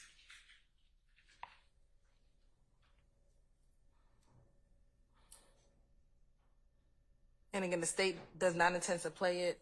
If the defense chooses to at theirs, we would object to relevance. Can I hear it to begin with, please? Yes. And then I'll let any defense counsel who wish to respond to it. But let me hear it first.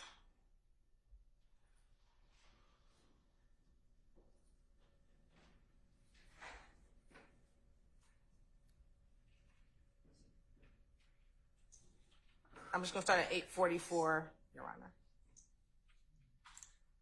Man, so you come around, there's a lot of playing going on. Everybody's playing Russian. Yeah. He not gay as in. Gay. Yeah, but he gay as was drag queen, so yeah, he gay. He what? Yeah. But not too many people don't know that. That happens over at Thug House. Yeah. Can you tell me what transcript references? Sure. So this is going to be page 242, line 22.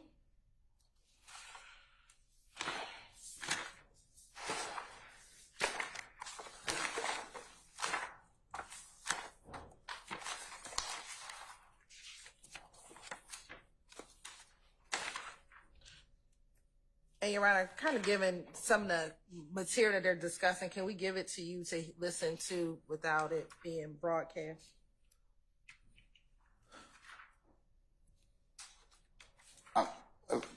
First, give me the rest of the transcript. Sure, I'm sorry. 242, line 22 to which? Through page 247, line 1.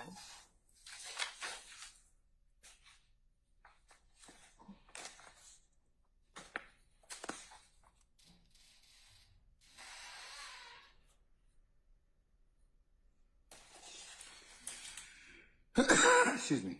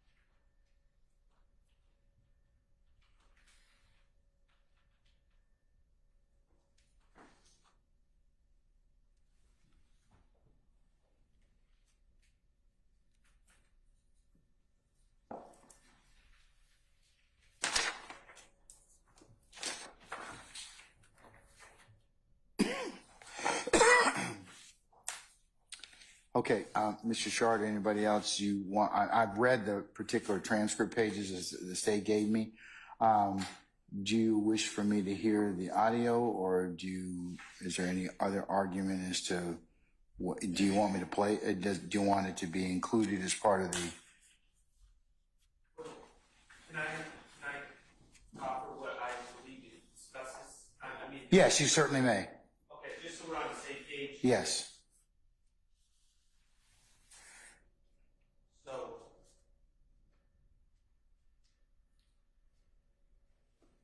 this entirety is 844.05 to 847.34. It's kind of three different discussions. First is about the sexual proclivities of Mr. Winfrey.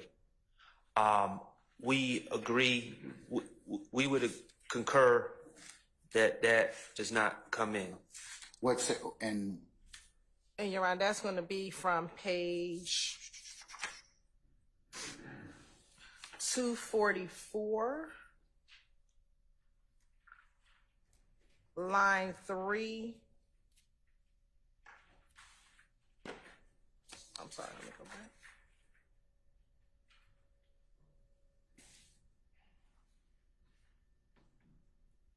Okay, I'm sorry. That would start at page 242, line 22, through page 244, line 19.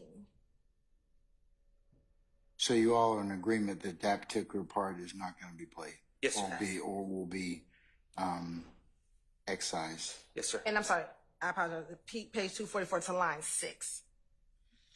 Not line 19? Not line 19, but line 6. All right. Okay. And what's the second part, Mr. It's the investigator Dennis continues to ask Mr. Copeland about the sexual proclivities of Mr. Brian Williams, who has also been referred to as Birdman. That's the second part. And then the third part. Hold on one second. Yep. Yes, Your Honor.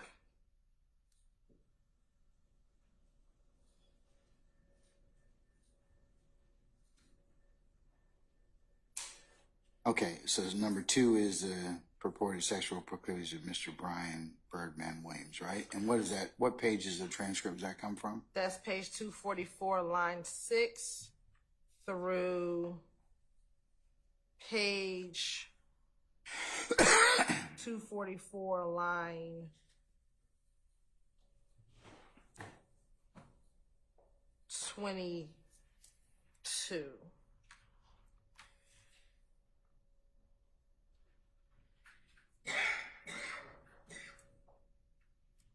And just to be clear,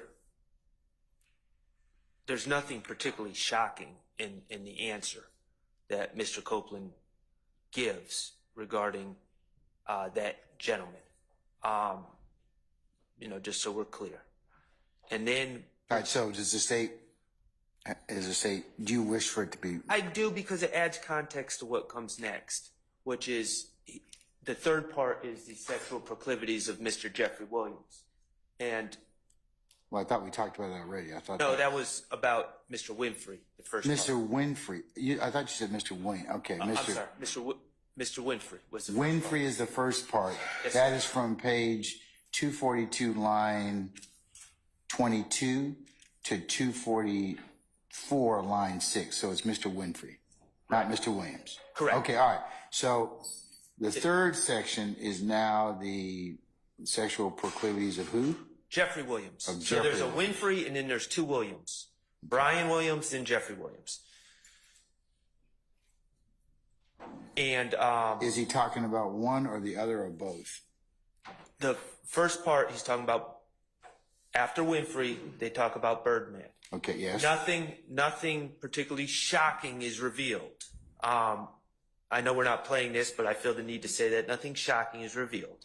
And then after that, which again adds context to getting to Mr. Jeffrey Williams, and Investigator Dennis seems to be very interested if Mr. Jeffrey Williams is gay.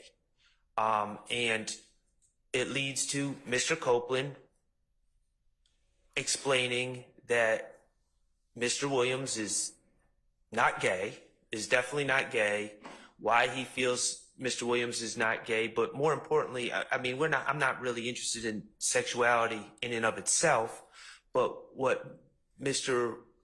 Investigator Dennis is asking, well, he wears a dress, he, wears these skinny clothes, and Mr. Copeland indicates that it's marketing. It's all about marketing. And he does these things to get attention and further his career, which we think is very relevant in this case. It's been one of the central themes that and I'm speaking on behalf of the defense here, but this has been one of the central themes of Mr. Steele's defense. And, the state has brought in many different videos that they say show Mr. Williams doing certain things, and the response has been, well, he's instructed to do certain things. That doesn't mean that's his true self. And this is another example of Mr. Williams dressing in certain ways, doing certain things. And this isn't me saying this. I'm not the one here drawing connections between wearing a dress and sexuality and all that. Let me just be clear. That's Investigator Dennis doing that. He's saying, well, you're saying he's not gay, he's wearing a dress, and then Mr. Copeland says, well, the reason he does that is for marketing.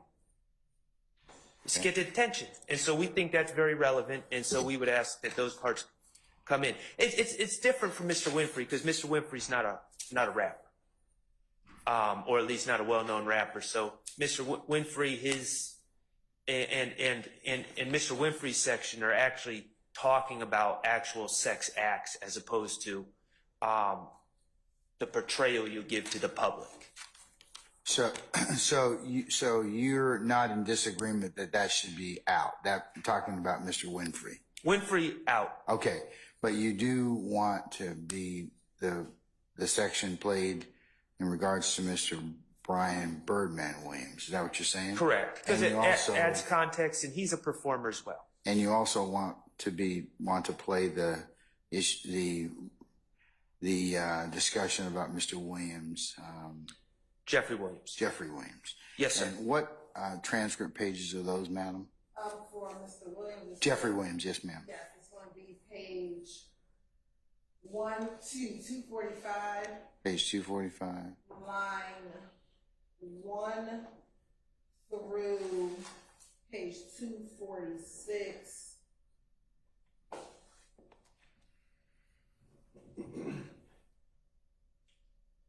Excuse me. Through page 247, line 9. All right.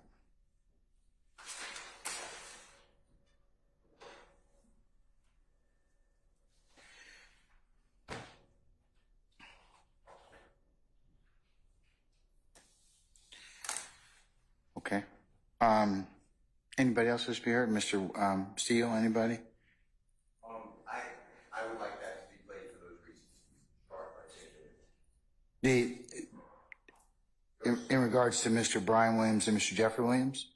Yes, it goes to my defense. The state was allowed to get in Mr. Williams 5 stars, Mr. Williams using blood signs, a child using a blood sign in a music video, Mr. Williams standing with people saying things about sex, money, murder, and all of that is for marketing, and it's discussed there, and the detectives know it. They were told that. So based upon the way the state has tried the case and saying that what did your investigation reveal, I would want to show that this is what their investigation revealed, and they have ignored it in their testimony before the jury, and that Mr. Copeland is aware of it, and he parlayed that to the prosecution's lead detectives. So I believe that it's relevant. Okay. All right. Ms. Ms. Hilton? Yeah, so I guess now that this part of the transcript is true versus the other portion of the transcripts being false. So, Your Honor, what defense counsel is asking to be put into evidence is not relevant. Whether or not Brian Williams may or may not be gay has no relevance to whether or not the individuals charged with killing Donovan Thomas killed Donovan Thomas. There's no relevance to that. Furthermore, the marketing scheme or the marketing tool that Mr. Jeffrey Williams may have used in order to say he was or was not gay has no relevance to who killed Donovan Thomas. Your Honor, there's nothing about whether or not Mr. Williams was using people thinking he's gay as a marketing tool has no bearing on the trial before us, which is whether or not they killed Donovan Thomas. Now, Your Honor, Mr. Steele once talked about the evidence that has come forth about Mr. Williams being a part of sex, money, murder, Mr. Williams being a part of a gang. Now, if Mr. Copeland was saying he says being in a gang is a marketing tool, then we might be in a different conversation. If Woody in this interview, or excuse me, Mr. Copeland in this interview said, he says all this gang stuff because that's marketing, different conversation. But he's talking about whether or not he uses being gay as a marketing tool. That is not relevant to what is happening in this trial. If Mr. Copeland would have said, he's not really a gang member, he just says that to market himself, different. If Mr. Copeland would have said, hey, he doesn't really have guns, they are all fake in the video, different conversation. But the fact that he says he's not really gay, it's a marketing tool, is not relevant at all. Has no bearing on the issue at hand. Therefore, Your Honor, it should not be played. It is not relevant. And we're not playing it, and we're asking the defense tries to play it, that it's inadmissible. It's not relevant for the issue at hand.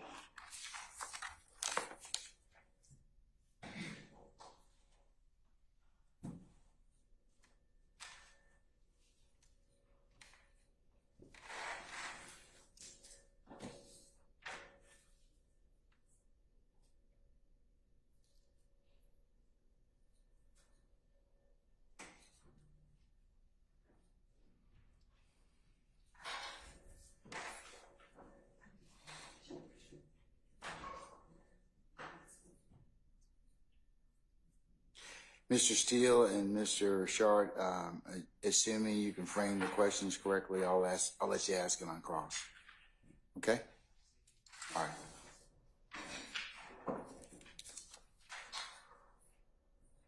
All right, so that's 14.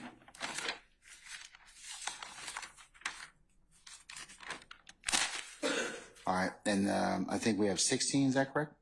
Yes, that's the last. Okay. For the state. Okay, all right. We're going to take up this, and then we'll take a short lunch break, and then defense, if you've got your parts marked or any other sections you want me to consider, I'll hear those at that point in time, okay? All right. So 16, what's 16 go from? It goes in from 906:37 906:37 through 917:20. through 917:20. Yes, Your Honor. All right. And it's page 274, line 14, through page 291, line 20. Okay. All right.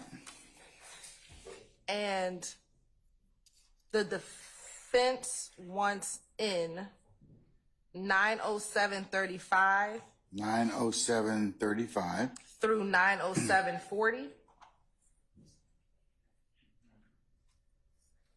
And also 908:12 through 910:50.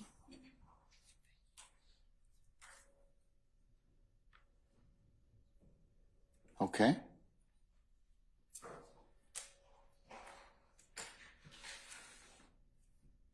All right, so the defense wants in 907.35 through 907.40, and then 908.12 through 910.50. Is that correct? Yes. All right.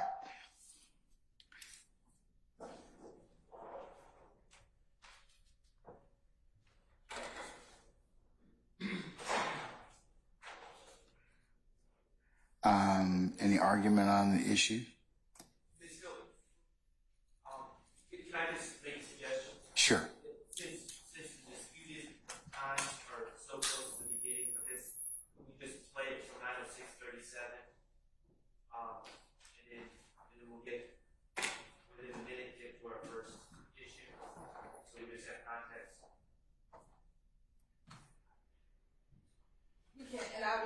You can play from 906 to 913 because I think that's the entirety of the section. Okay. You said you're going to play 906 To 913. to 913, about 7 minutes? Yes, Your Honor. Okay. All right, go ahead.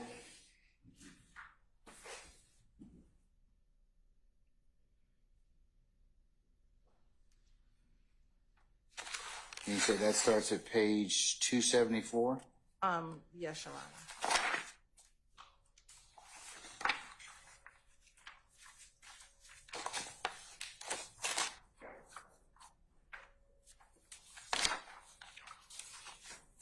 And it's going to start at 906:30. Be like, I'm on my way now. Let me get dressed. And then we gotta come. They say this is what I did, but it probably don't be true no more. But Lucha was having the guns at his house, and Karen was staying at this house. This can't be treated. But what house? Lucha got the guns. Lucha got the guns put up for them.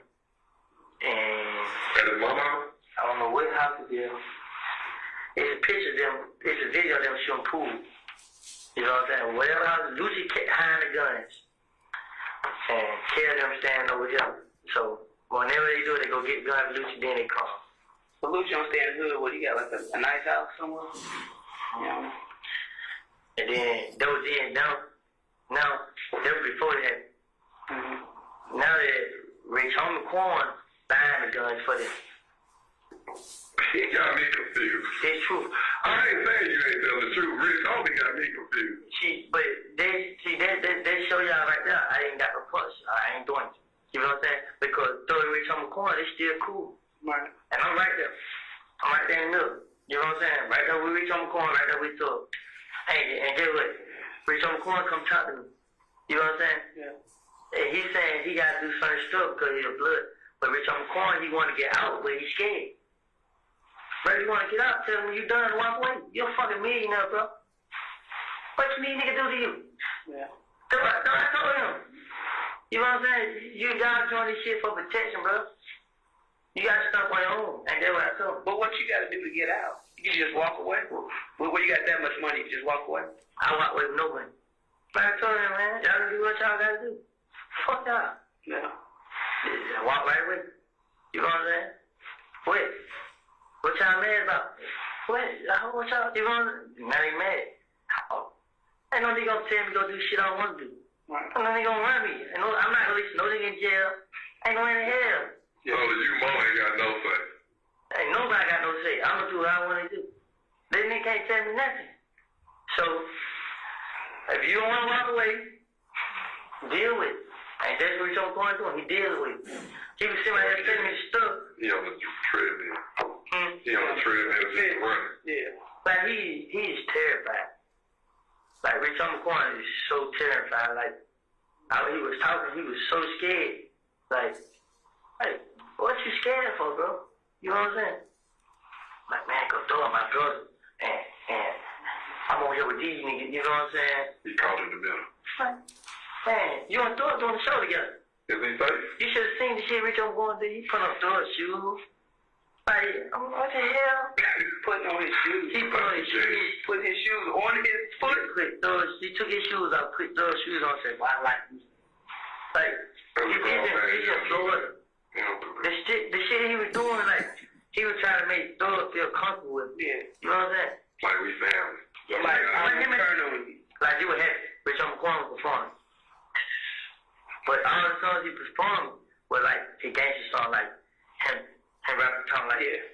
With his song he made, I ain't never been a fuck nigga. He rapped all his songs like that. And Thug was in the back.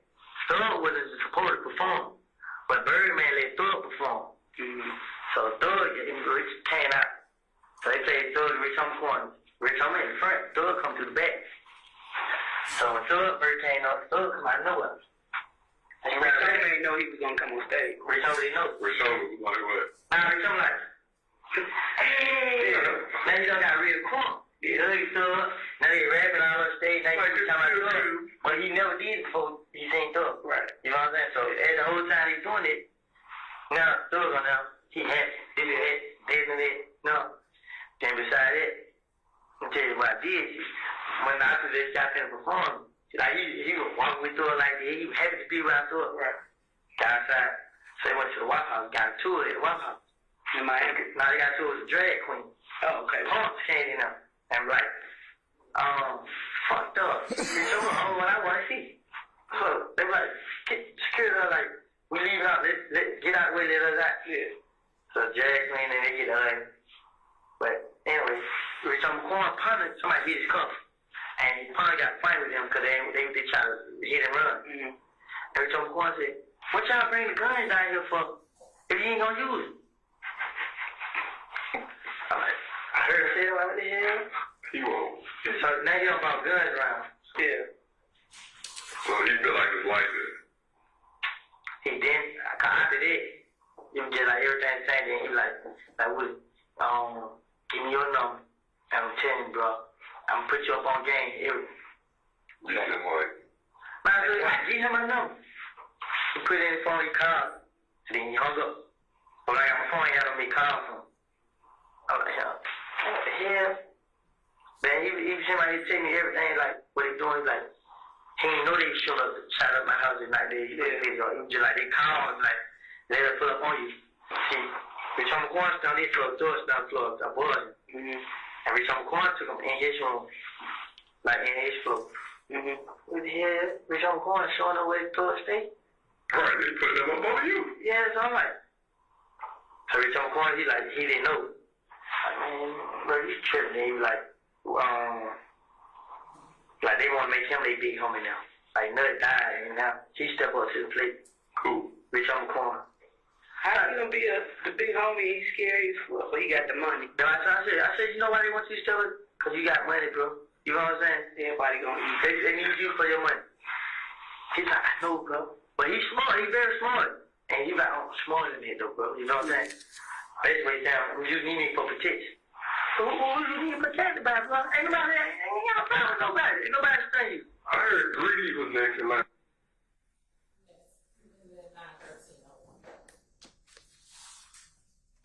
Okay.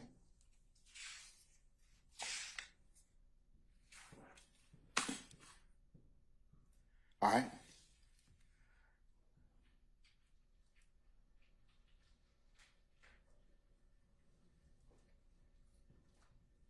So, speaking for myself, for Mr. Stillwell, the 90735 to 90745, we had it as 40, but I think it's more accurately to 45. It's Kenneth Copeland saying, Thug and Rich Homie are still cool. I'm right there with them, which is certainly, from my observations, Mr. Lamar, who's Rich Homie Quan, has not testified as of yet, but there's been certainly in the state's proffers, and my understanding of the state's theory is that there is some dispute brewing between Rich Homie Quan and Jeffrey Williams, also known as Young Thug, that plays a role in the motive for the killing of Donovan Thomas. That's what they've said. So the relationship between Jeffrey Williams and Rich Homie Quan is very much at issue. Kenneth Copeland says, I'm right next to both of them. I see it. These are his observations. So we think that that's very relevant. That should be included. 908.12 to 910.50. One more time. 908. You said 908.12 to 910.50. There's two things that are relevant about that. Mr. Copeland reacts or says he reacts kind of mystified at Mr. Lamar, Rich Homie Quan, being scared to walk away from the Bloods. And that's important because then Mr. Copeland says, you know, why are you scared? You got money. You just walk away. Just do what you want to do. Just walk away. And then Kenneth Copeland says, that's what I did. I just walked away. And no one tells me what I'm going to do. He said, ain't nobody going to tell me nothing that I'm going to do. And that's very central to this case because the narrative being pushed by the state is that Mr. Jeffrey Williams and others are the puppet masters that order everyone else what to do. Now, our stance is that YSL is not a gang, and YSL certainly is not structured in a way where anyone tells anyone else what to do.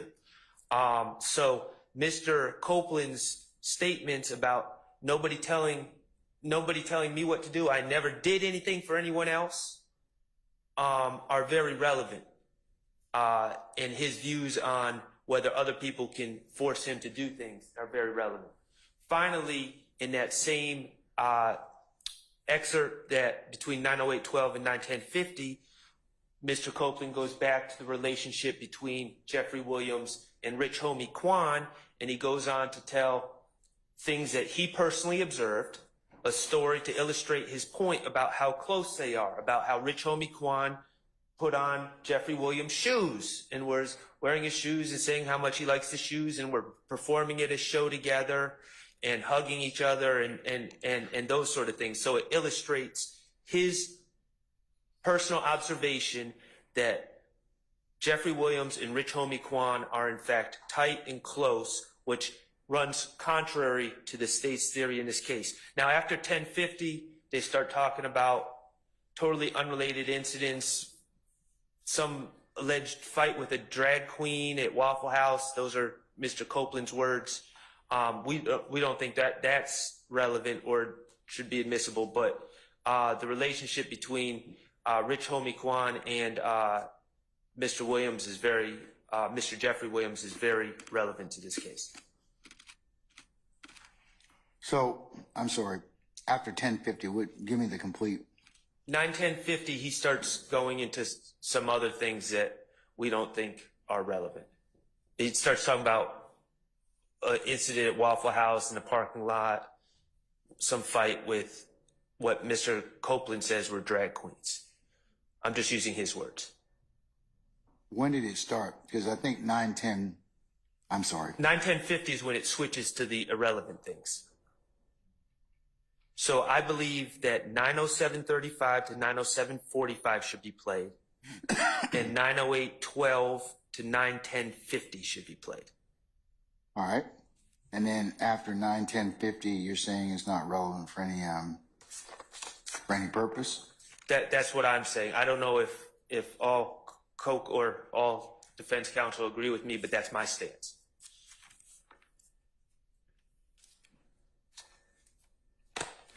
All right.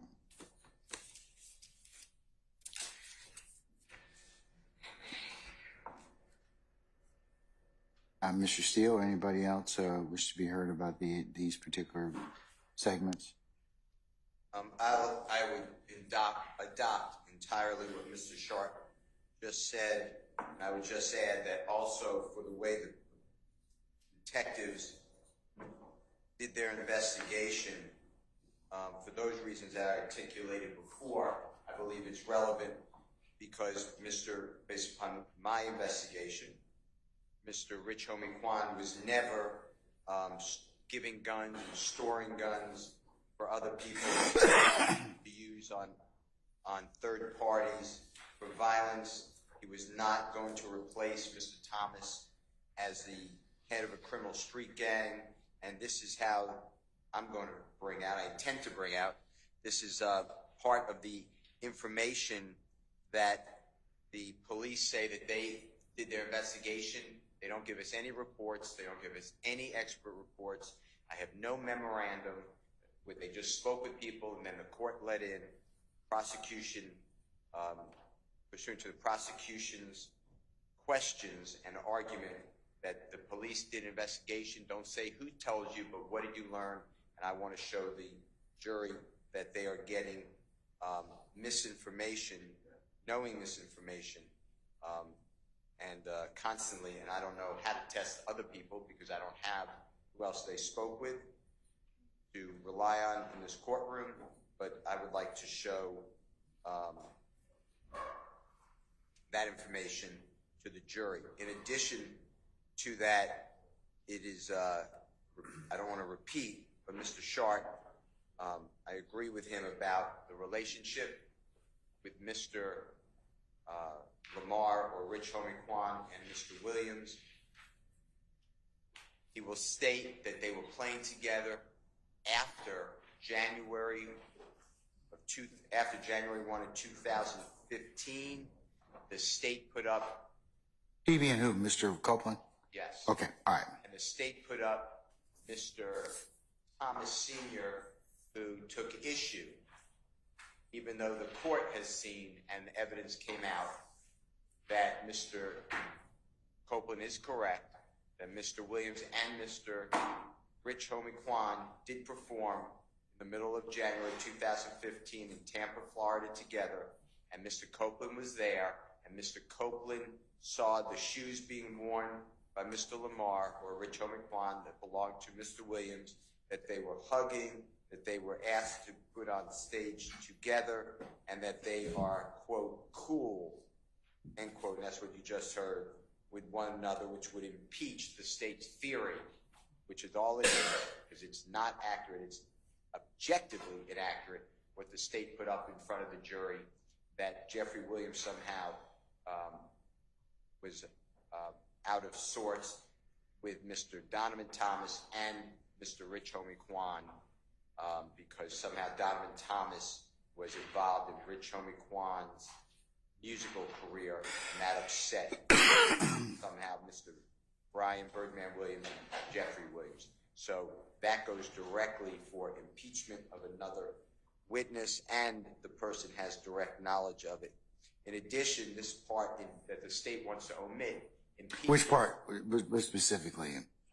The 90735 to 90745 and 90812 to 90850? It's included in there, but I'll get you the exact times. I'm switching topics about how to get out of a gang. Mr. Copeland is saying, I was a member of a gang, and all I did of Bloods, and all I did was walk away. There's no repercussions. Meanwhile, the state put up this, quote, hybrid gang expert, Detective, very first witness of the case, Belknap, to say that this hybrid gang has its own structure and it's a little fluid, yet Mr. Copeland is explaining how you just walk away, one, and two, he doesn't take any orders from anyone at any time, which is against what the state is saying, how Mr. Williams is somehow if you remember the opening statement of Lawyer Love, he was the wolf, called him a wolf. I didn't really get it, but the wolf leading the others like a sheep to slaughter. That's how it sounded to me. I'm not saying that's what was said.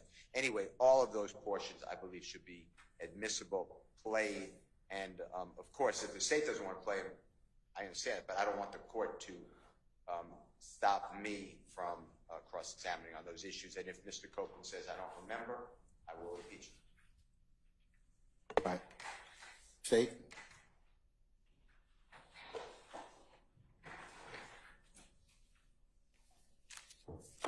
Your Honor, the state I'm going to has... assume you're not going to play in your direct. Is that right? No, we will. You want to play those particular? Yes, Your Honor. So what the state will be requesting is that all of it be played, not portions of it. And so from 906:37 to 907:18, that is when Mr. Copeland's talking about Rayshawn Bennett and having guns. That part we would keep out, but everything that has to deal with Rich Homie Quan, we would ask to be played. So that would be from 907:18, or we will play, excuse me. That'll be from 907:18 to 910:50. That's the first portion.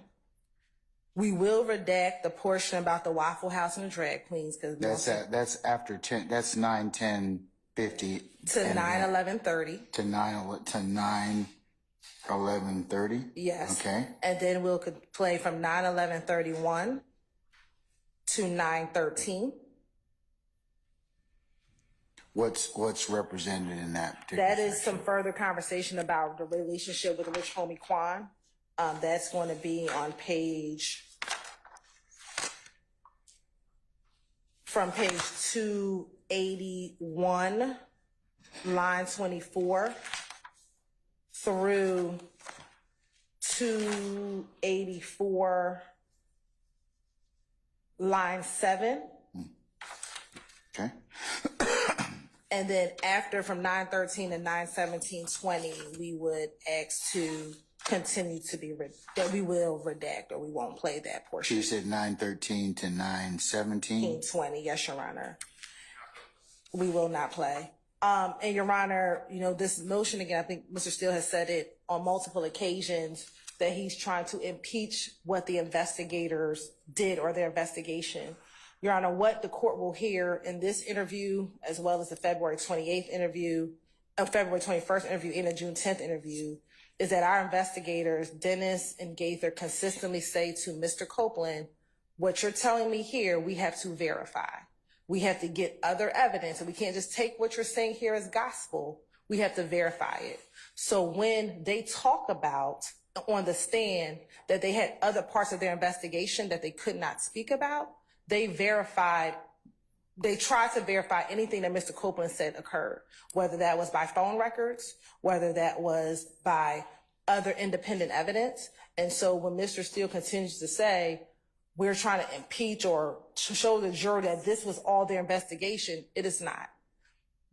What they talked about in these interview rooms, they didn't just run with it. They made sure they could corroborate it in a number of different ways. For example, even with Mr. Copeland here, when he was arrested for having a gun, they didn't take out charges immediately. They found videotapes. They did other parts of their investigation. So this notion that all the detectives did was take what Mr. Copeland said and then swore out warrants is just an incorrect statement about how this investigation took place.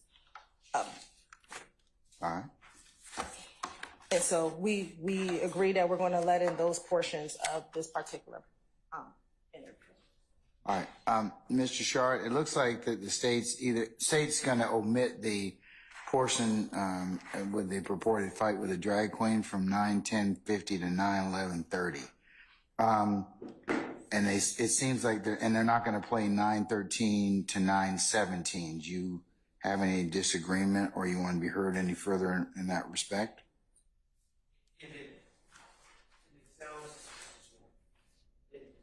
It sounds like also they're not going to play. It sounds like they're also not planning on playing 906:37 and 907:35. Correct? I don't. Are you, madam? From 906:37 to 907:18. You're not going to play. We will not. Okay. Well, Do you wish to have that played? That's the very beginning of the tape. So It's talking about Rayshawn Bennett having guns at his house. the parts that they're seeking to omit deal more with Mr. Steele's argument about their investigation. So I'm going to allow him to respond to that. It's the same thing. If Mr. Copeland is lying to the police, then that is relevant. He is saying that Mr. Bennett is housing guns at his home. I'm going to challenge him because I don't believe he has any information on that, but that's what he alleged to the So it is another way of showing that Mr. Copeland is a liar to the police. He has lied about Mr. Williams being involved in these crimes, and I don't know how that is being excluded. He said he has personal observation. He did not say, I heard about it, I'm speculating, I'm making it up. He said Mr. Bennett, who's known as Lucci, YFN Lucci, is providing guns to his gang members, something to that effect. That's not the way he said it, but that's what he was housing guns in his home. So I would like to cross-examine on that and play that recording. Okay. Oh, and one other. Yes, sir. I apologize. The fact that the state is claiming that the investigators corroborate, I'm not accepting it. I have zero information on how they corroborated. They throw out phone records. They said earlier that the phone records support Mr. Copeland's supposed alibi. That's not accurate. But we can let the jury decide. But I'm not accepting when I don't know how the police, I have no reports how they went out and said, okay, Mr. Bennett has guns at his home. Well, we found out that that's true. Well, we found out that that's not true. We spoke with this person. We have a video. I don't have any of that. I'm stuck with law enforcement saying, we go through these 6 criteria in policy, which I objected to under Olson, O-L-S. I think it's O-N, but it might be E-N, versus state decided this year. It was done by the Honorable Don Samuel case by the Georgia Court of Appeals. Judge Rickman, the Chief Judge Rickman, or then Chief Judge Rickman, wrote the opinion. And the policy doesn't matter. So I'm stuck with this, I don't know what we'd call it, this expert who just says, don't challenge me, but I corroborate it. I'm not going to tell you how I corroborate it, but just believe it. And now I am challenging it through the way they conduct this investigation. This conversation, if this is how the City of Atlanta Police Department experts conducted all their investigations, it's all, what did you hear? What did you think? And that's what I want the jury to take into consideration. So I would like to put in probably a false allegation against Mr. Bennett. But either way, false or not false, it's relevant to me. And I don't know under what theory it is being excluded, because Mr. Bennett is a supposed victim in the case. He's supposedly a gang member. He was charged in another division in your courthouse before the Honorable Judge Cox. He entered a guilty plea in 2024. I don't remember the date, maybe in January of this year. He is in custody. He got a 10-year sentence. Supposedly, and we need that, by the way, the district attorney's office wrote a letter to the parole board on his behalf for early release. That's Brady evidence, because he's a witness on the witness list. And I don't have any of that, but I don't understand why it's not coming in. This is how the investigation is conducted, and Mr. Copeland that there are guns at the man's house to use offensively against other people in a criminal street gang. Everyone has guns at their house, but this is in a context of a criminal having guns at his house, and it's another false allegation by Mr. Copeland. So for all those reasons, I would ask that it not be excluded. I just want to correct the record, because I'm not sure what Mr. Steele's talking about. So what Mr. Copeland says here, and he says it very clearly, is that Lucci was having the guns in his house. He said, this comes from Trevia. So this is what he says. He says, this comes from Trevia. Trevia is a young lady who was dating Shell Kell and an individual by the name of Antonio Sledge. So again, he's relaying information that he's hearing. Mr. Copeland did not say to either of these investigators, I know for a fact Lucci has guns in his home. What he said was, this came from Trevia. Regardless, Your Honor, the portion about Lucci, if their whole argument is they want to show that Rich Homie Quan and Mr. Williams were friends during this time period, that's everything after 906. That's everything after 907-18.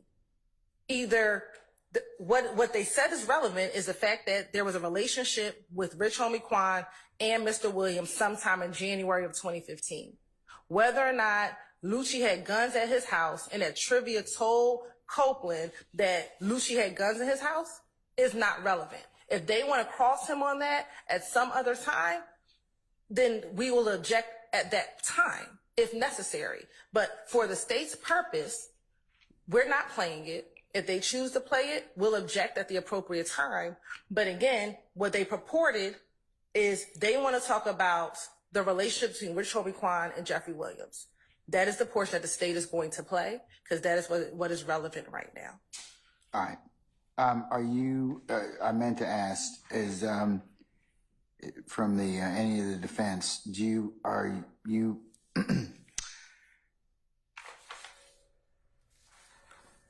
are you in agreement or disagreement with the state about anything that's played between 9/13 and 9/17?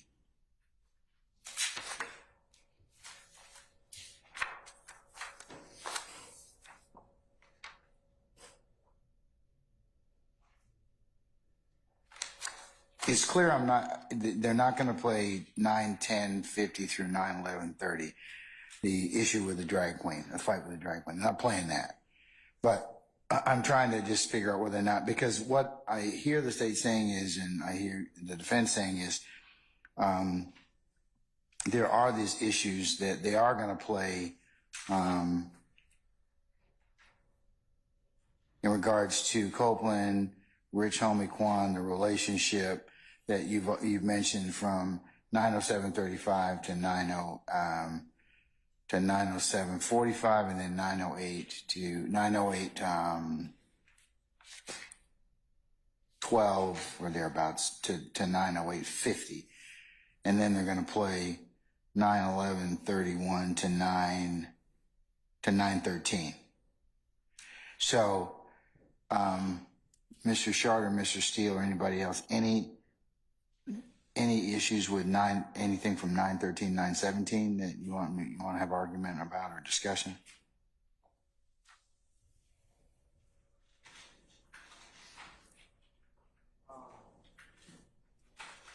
Trying to find that in our training. I just want to make my ruling clear. It seems like Mr. Steele and Mr. Sharp, whatever the state's not playing as part of the direct, you certainly can ask on cross. But I need to complete this 913 to 917 because I don't think we've discussed that.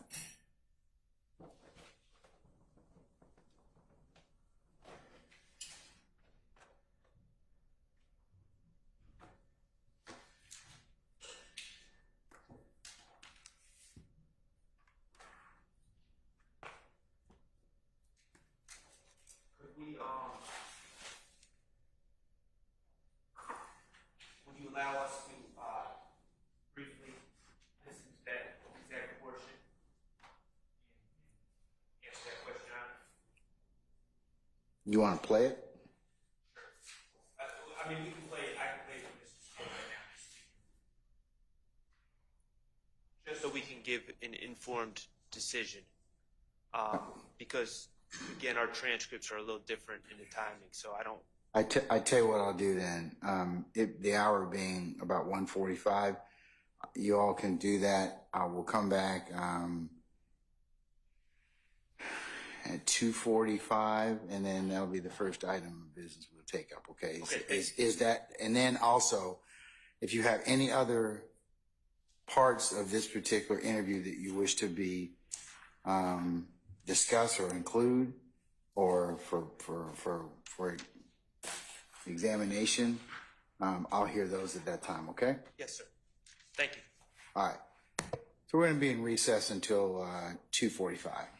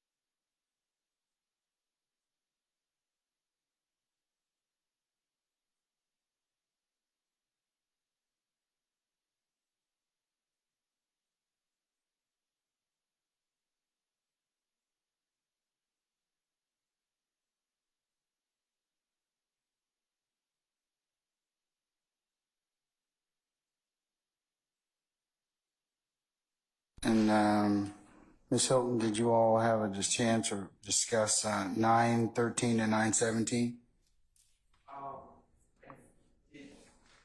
We did not discuss it, but I have an answer for you, Your Honor. We don't have, for the 913 to 917, we don't have any problem with it, except on my redactions, number 14 is from 916. We kind of have cross redactions going on. So I have 916.14 through 917.11.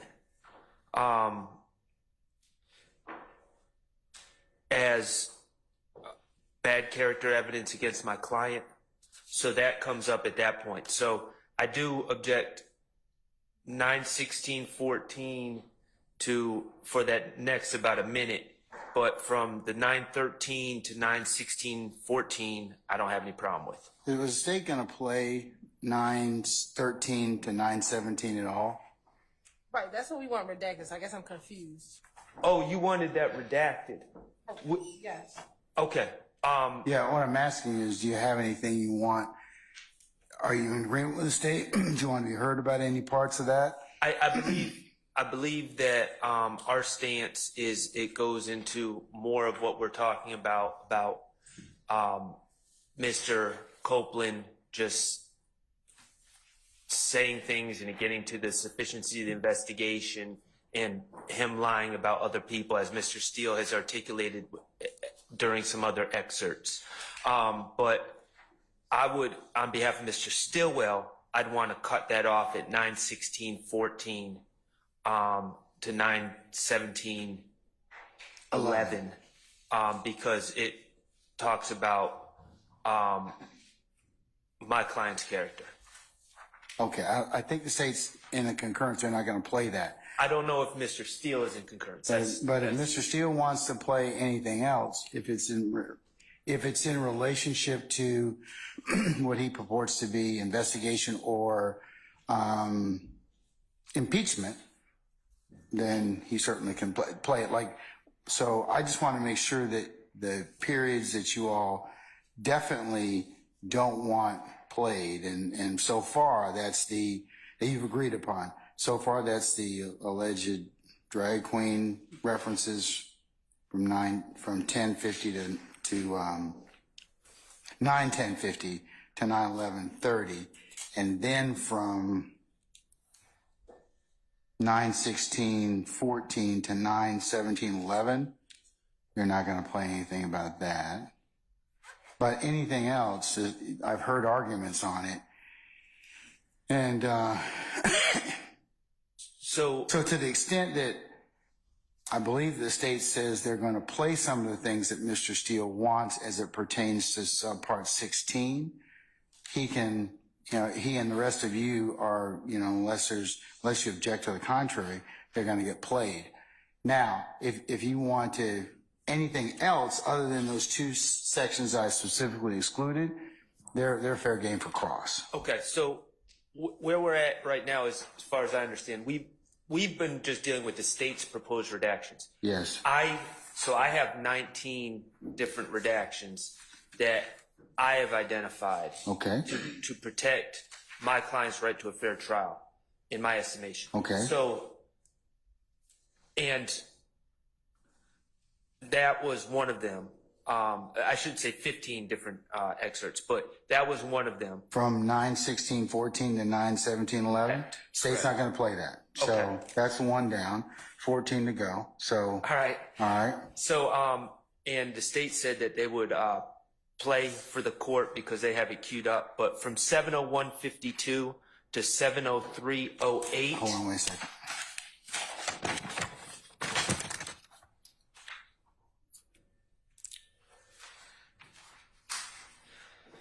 What one?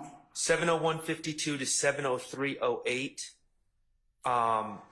It's a discussion where Kenneth Copeland is pontificating about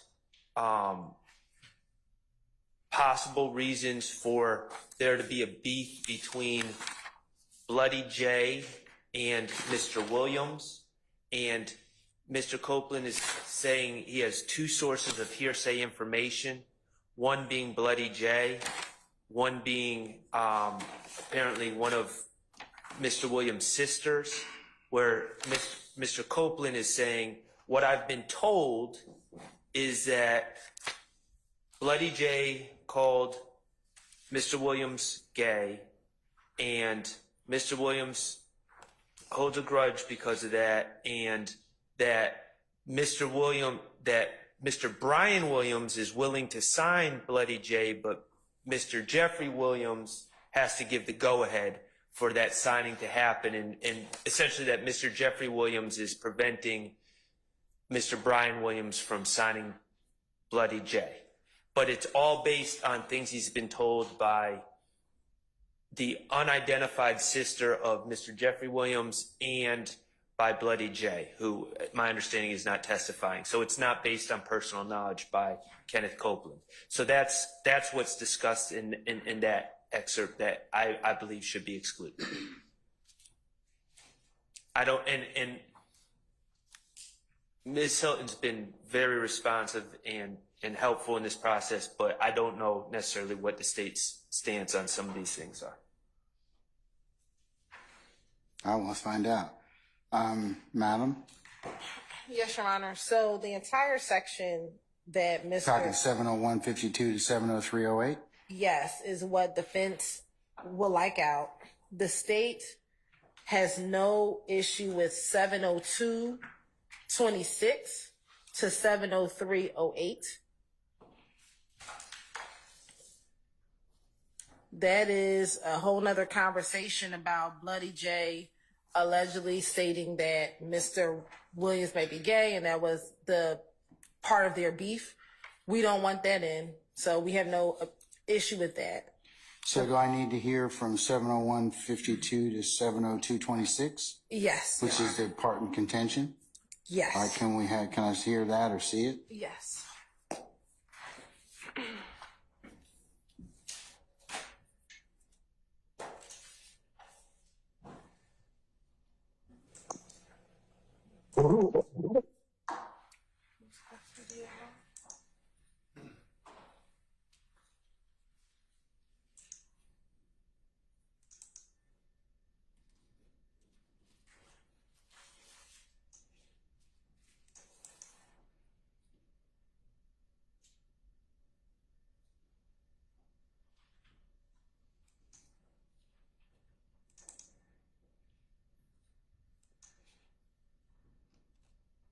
I'm going to start it a little earlier at 7:01:47.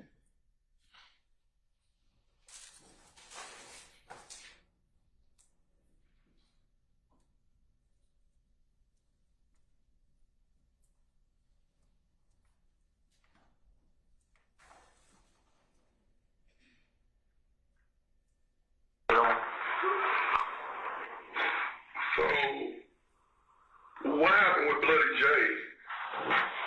Not to be like, when he cool with Doug and enforcement? Who? Bloody J. Yeah. Why? So what, when you said you were trying to hook them back up, what happened? Like, did they fall out? Was it a beef? I think they did because Bloody J joined their game. Okay. His game. Mm-hmm. And I guess he went down with YSL. You know what I'm saying? So he joined in. I heard it used to be saying. So, Your Honor, that's the portion that the state wants in.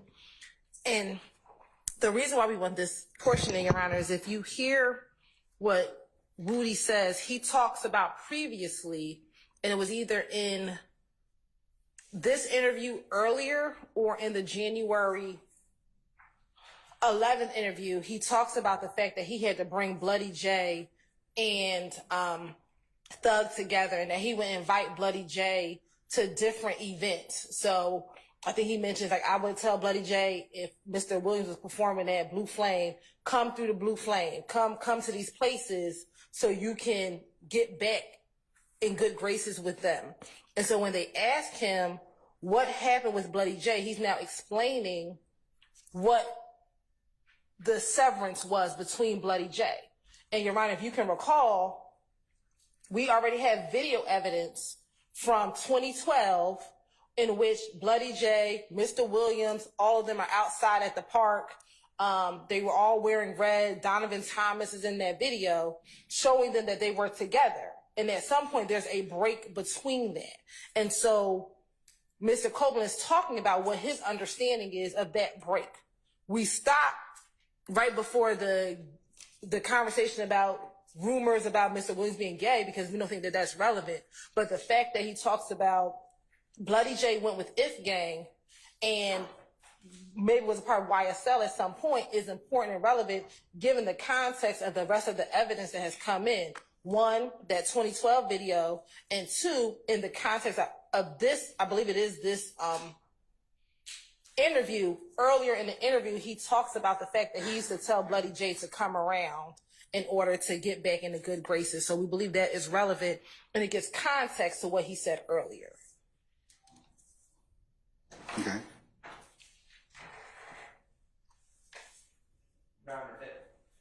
Oh, and one other thing, and we talk about this idea like it's based on rumors. Well, everything the court is getting ready to allow the defense to do on cross-examination is based on what he heard. So that to me is not a valid argument. If they're going to come back here to say, well, this beef is based upon what he heard.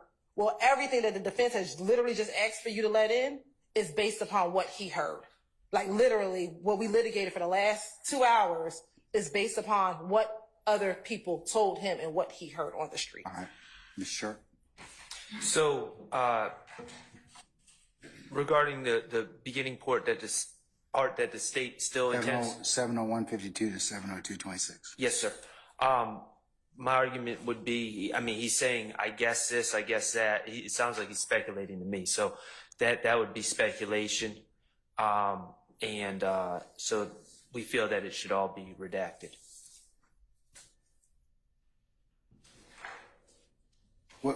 What transcript reference is it? It is page 42.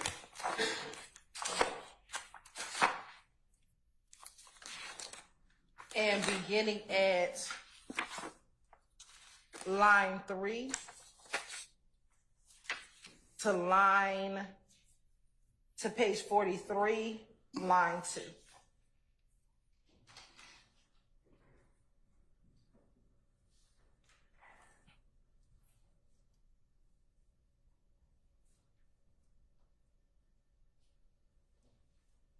You said 43, line 2? Page 42, line 3 through page 43, line 2.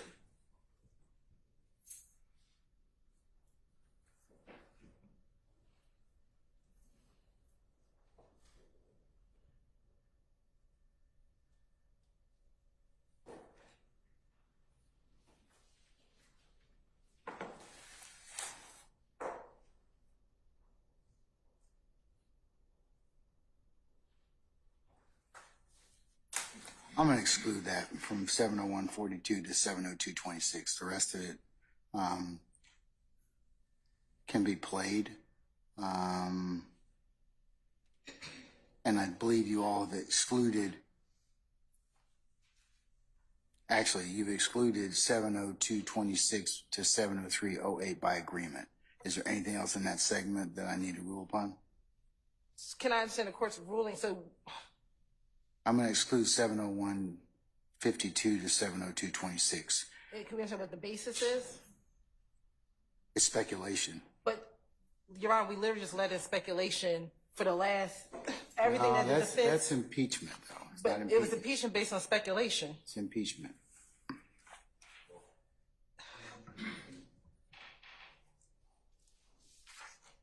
And what part is the court believing is speculation? Madam, I'm ruling, okay? I've ruled. 701.52 to 702.26 is not going to be played. Okay? You all have agreed upon 702.26 to 703.08 to be excluded. So is there anything else in that particular segment that I need to resolve? That should take care of it, right? For that Yes, ma'am. area, yes, Your Honor. Okay, all right. Next portion.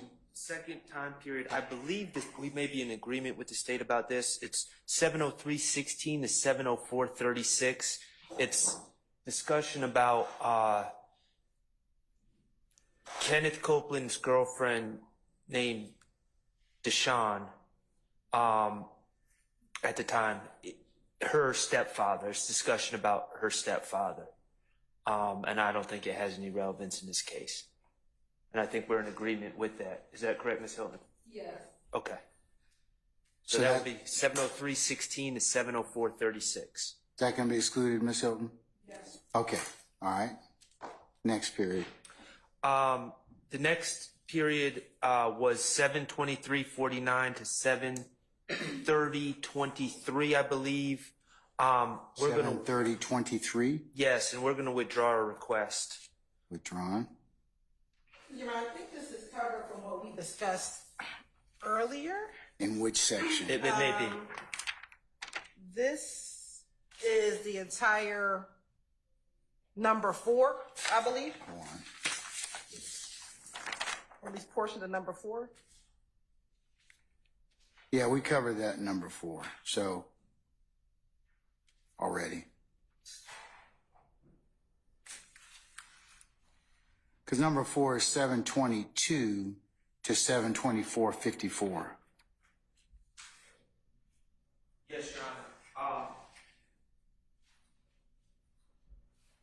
The only difference was there's the certain, and earlier you ruled we can play it.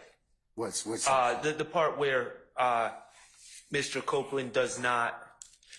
Basically, the state in their suggested redaction was started earlier to take out the part about Kenneth Copeland having the opportunity to say what he supposedly learned on January 10th, but not saying it, and you ruled in our favor on that. And so you're going to be able to cross on that. right. Yes. Okay. And I want to be clear because this entire portion, 723.49 through 730.23, although they're withdrawing it, it covers what was number 4 and number 5 on the state's redaction. So we won't be playing it because our understanding is the defense agrees with 5. There was no dispute as to 5. Yeah, we didn't. Yeah, 5. There's no disagreement on 5. 5. The only disagreements I had were 4, 9, 11, 14, and 16. Correct. So I just want to be clear that although they're withdrawing it, the number 3 is inclusive of what's in 4 and 5 on the state's redaction.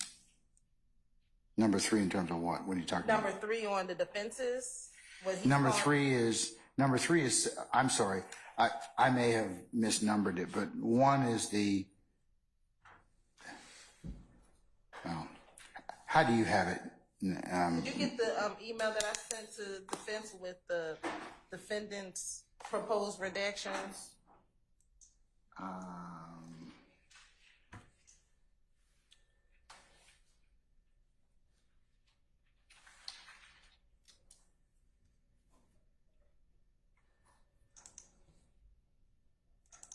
Yes, ma'am, I have it. So that may make it easier. Which one is the defense, though? So the entire document that I just emailed at lunch is all the defenses,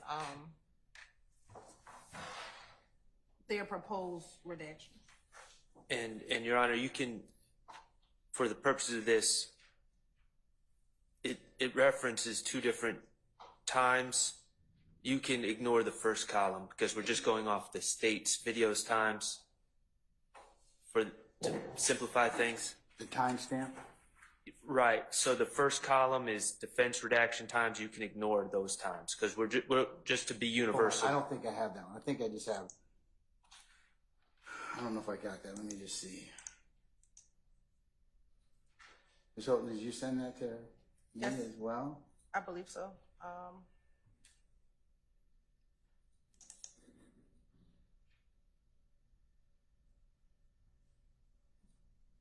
I have it now. Let's see.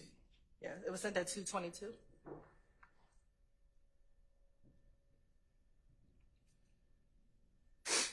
For purposes of discussion, I'll include this in next court's exhibit in order.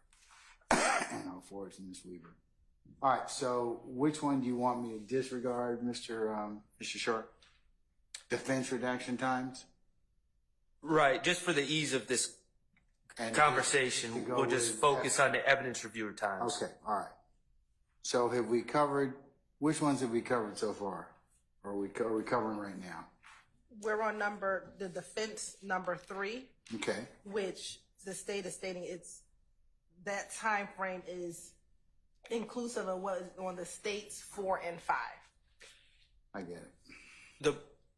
The problem is, and I'm kind of speaking for everyone, Mr. Steele, when we were discussing the state's requests, indicated a desire to get into on cross-examination as impeachment what's in 4 and 5.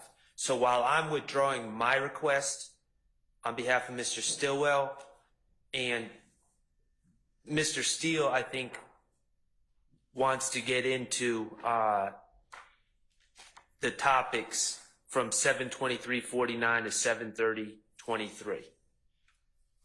So we didn't discuss that because initially we Right. said that was going to be agrees, at least for the purposes of this conversation, agreed upon. So we didn't have any discussions of the state's number 5 because we're just learning now that that's going to be objective. It goes back to what you heard about Rich Homie Kwan putting $25,000 on, according to Kenneth Copeland, Rich Homie Kwan putting $25,000 on someone's head. Those discussions, that's what comes in during this time period. And I believe you said that Mr. Steele could talk about that on cross-examination. Sure. Yes. So do we have any more discussion about it? No. Okay, all right. Which one are we dealing with next?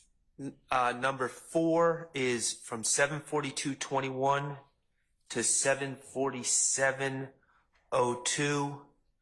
And that I'm not. There's a gentleman who is on our indictment that's not sitting at trial with us. I don't even want to say the person's name, who was once falsely accused of rape. And the officers make reference to how people that he was charged with did him dirty because they all knew he didn't commit the rape, but they basically let him sit in jail and let him sit there and take the blame for this rape. Your Honor, that's not in dispute. That's consistent with the case number 8. Okay. I'm sorry, Ms. Hilton, I didn't quite hear the last thing you said. It's not in dispute. Not in What? dispute. It's consistent with the state's number 8. Okay, so we're not going to talk about that. Okay. That's excluded. Next. 750.00 to 750.56. It's the police investigator Dennis and Gaither asked Kenneth Copeland about his knowledge of. Essentially, there was apparently a shooting outside a hotel where Jeffrey Williams' fiance was throwing some sort of hotel party, and the police asked Kenneth Copeland what he knows about that shooting and how it's related to the Donovan Thomas shooting. Kenneth Copeland, in response, knows nothing about it. He's like, I don't even know about that. And then the police kind of tell him about it and put that in the atmosphere, where Kenneth Copeland is completely lacking any knowledge of it, is my recollection. So essentially, it's not even what Kenneth Copeland says. It's the police start talking about this shooting, and that's not proper and should be redacted. So they're talking. So from 750 to 756, they're talking about some unrelated shooting. Unrelated shooting at a hotel party that was thrown by Jeffrey Williams' girlfriend at the time, I believe, or the mother of his child, and right, it's unrelated. It's never been linked to this case, and Kenneth Copeland knows nothing about it. All right, let me find out the state's going to talk about it. Yes, Your Honor. This particular shooting was discussed while Detective Dennis was on the stand. He discussed a series of events that occurred in the days leading up to the Donovan Thomas murder. And this is one of the shootings that he discussed on the stand. The reason why the state wants to send is because the defendant's theory, even in the midst of this motions argument, is that Mr. Copeland was just lying throughout every part of these interviews. And what this portion shows is when he was unaware of something, he told the detectives, I don't know about that. You know, I have no idea. So it shows that he was trying to be truthful with the things that he knew and the things that he didn't know. And if the defense is going to cross-examine Mr. Copeland as to whether or not he's being truthful in this interview, this here shows that the officers are talking to him about a shooting that they believe is relevant to what happened in the days leading up to the murder of Donovan Thomas. I believe this shooting happened on maybe the Thursday or the Friday before Mr. Thomas was murdered. And they're talking to him about this event. This was a shooting that happened outside of the W Hotel. And they're asking him about if he has any information about it, if he was aware of it. And Mr. Copeland says, no, I didn't even hear about that. Matter of fact, I met Mr. Williams at the studio that night. And so again, this rebuts this notion that Mr. Copeland was just trying to lie and make up stories the entire interview. And that's in a direct contradiction to what they are going to try to say about Mr. Copeland. So we believe it's relevant. The information about the shooting has already come out in testimony from Detective Dennis when he testified a few weeks ago. And so it is relevant to show that Mr. Copeland was not just trying to make stuff up in the course of this interview. All right, sir. Well, the problem is that these statements, the alleged purpose is to show Mr. Copeland's inconsistencies, and he offers no statement about You this. can cross him on. I mean, that's the whole point. I mean, is that he may end up at some of the things that he said may be truthful and some may not be. Right. I guess my point is with this particular excerpt, it's not even what Mr. Copeland says. It's what Investigator Dennis and Gaither said that comes out. And it's not even a Kenneth Copeland issue. And these statements are allegedly being played for the purpose, like the origin of why we're playing these is to show Mr. Copeland's inconsistencies. And in this excerpt, Mr. Copeland doesn't really say anything. So, Do you need a page number, Your Honor? Is it 138, line 11 to page 140, line 22? Yes. All right, let me read it.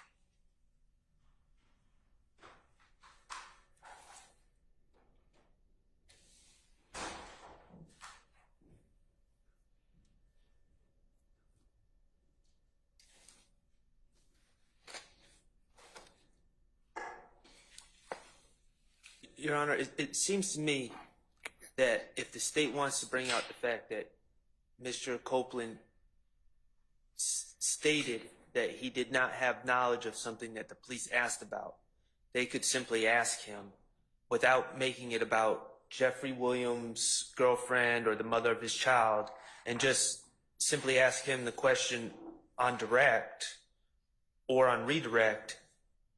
Did the police ask you about a shooting that happened and you know, you told them you didn't know anything? And that we wouldn't have to get into because the shooting that's being discussed, I just want to be clear, I don't believe in our discovery we even received police reports about it, because I don't even think there were police reports generated about this shooting. This is kind of something that comes up and is talked about, but I don't even believe that there was police reports made, and Kenneth Copeland doesn't even know anything about it, and somehow it's entered the ether of this case without anyone really having any firsthand knowledge of anything involving that, much less if it's related to the Donovan Thomas shooting. Your Honor, that's not, I believe, and we're pulling it up, we brought in CAD reports as related to this shooting with Ms. Lackner's. And furthermore, Mr. Copeland, when he was on the stand last week, said, if they asked me about the sky, I would say the sky was blue. If they asked me about her shoes, I would say that her shoes were white. This goes to show that he just wasn't saying anything. If there were things that he did not know, he said that. So this is one, in contradiction to what he said on the stand. And two, this is the detectives asking him questions and he being able to say, I don't know about that. If he was just trying to make stuff up, which is what he's claiming in court, he would have said, yes, I know about this shooting. Yes, it has something to do with thugs. Yes, he doesn't say any of that. And the jurors get to determine whether or not they believe, one, his trial testimony or what he said previously. Furthermore, defense counsel literally have just argued for 2 hours that they want to be able to show that Mr. Copeland lies about some things, doesn't lie about other things. And so here's another example of that. So when you look at all that in totality, this is relevant to play for the jury so the jurors can make a decision on what they believe or what they don't believe, given his in-court testimony and given what he said previously during this interview. Sure, anything else before I rule?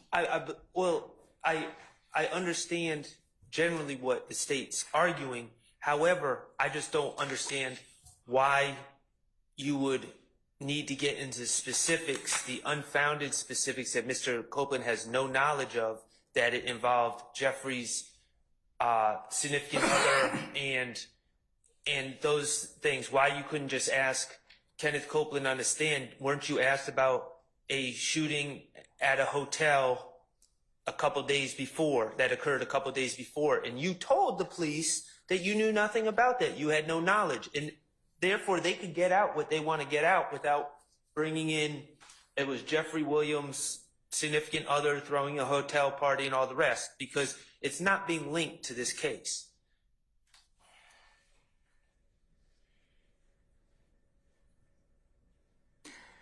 Mr. Short, I'm gonna allow it. At the end of the day, it's relevant, so I will allow it. For re-objection, I'll give you a continued objection. Yes, sir. Okay. All right, what's next? I have number 6 is erroneous. That's 133 to 133.00 to 133.05? Yes, sir. Okay, so we're not talking about that Correct. at all? Correct. All right. The next one is 133.50 to right. I'm sorry, it's 808.04 to 809.12. correct. Hey, Your Honor, it's not in dispute. Okay. I don't believe it's in dispute. The only thing that we're asking, this is the same as number 12 on the state's redaction. Hold on, number 12.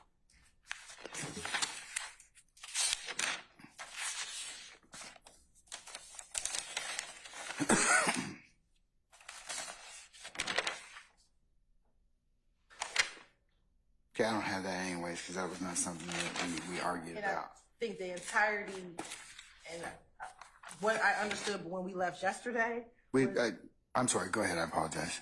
Go ahead. The entirety of 80821 through 81150, at least yesterday, wasn't at issue. This portion here covers that from 80804 to 80912, so the state has no issue. Okay, so Well, with this portion. so that's not an issue, Mr. Steele. Mr. Sharp, okay? The issue is that the state's redaction is 80821 to 81150. I agree with 80821. I have 80804 is it beginning. I'm sorry, you had 808, I was coughing. 80804, they have 80821, but we can clarify that. But I have it ending at 80912. So they're seeking redaction of an extra 2.5 minutes. Now, speaking for myself, I did agree with the state. You know, in full candor, Ms. Hilton's right. I did agree with the state. My understanding after speaking to Mr. Steele is, Mr. Steele, I'm just trying to bring everything. I'm kind of the spokesperson, but I'm trying to make the court aware of everyone's stances. I believe Mr. Steele wants to get in 80912 to 81150, where Kenneth Copeland talks about, and Mr. Steele, correct me if I'm wrong, talks about Kel wanting to kill Jeffrey's sister. Someone said Kel was called over after. Then they're talking about the Lucci's mother's house being shot up, and they're talking about Kel coming over there and Lucci paying or asking why Lucci won't pay Kel's bond, and that Lucci's car was the one used to shoot up Kenneth Copeland's mother's house, and how Kel robbed Gervin Henry, who's also known as Fly. So it's a lot of discussion about Kenneth Copeland makes accusations about wrongdoing by Kelvin Watts. I believe Mr. Steele wants to get into that. I'm going to let him argue that. But so I agree with the state from 80804 to 80912. But I'll let Mr. Steele, or he can perfect his argument on that. So, sir?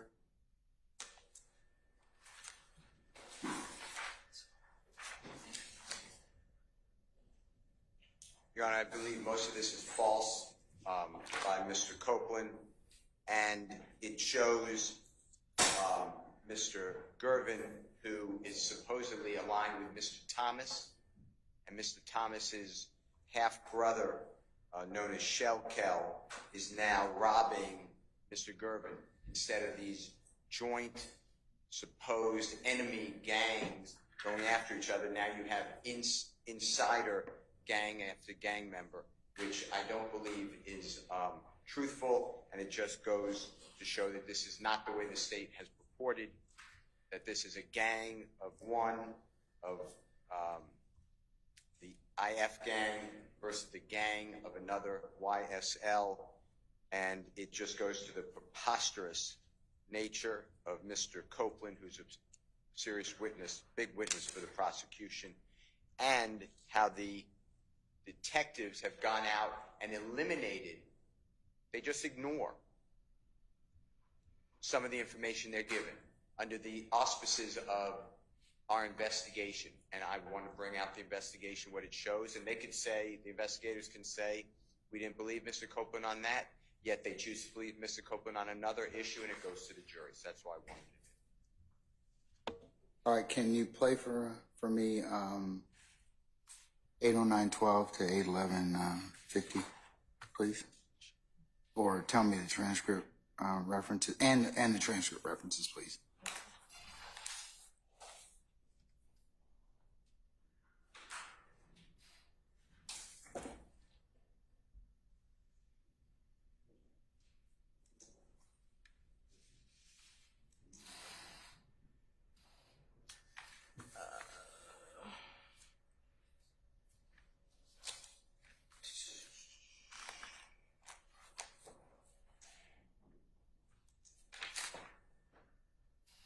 He said John from 80912, so it's going to be page 180, line 10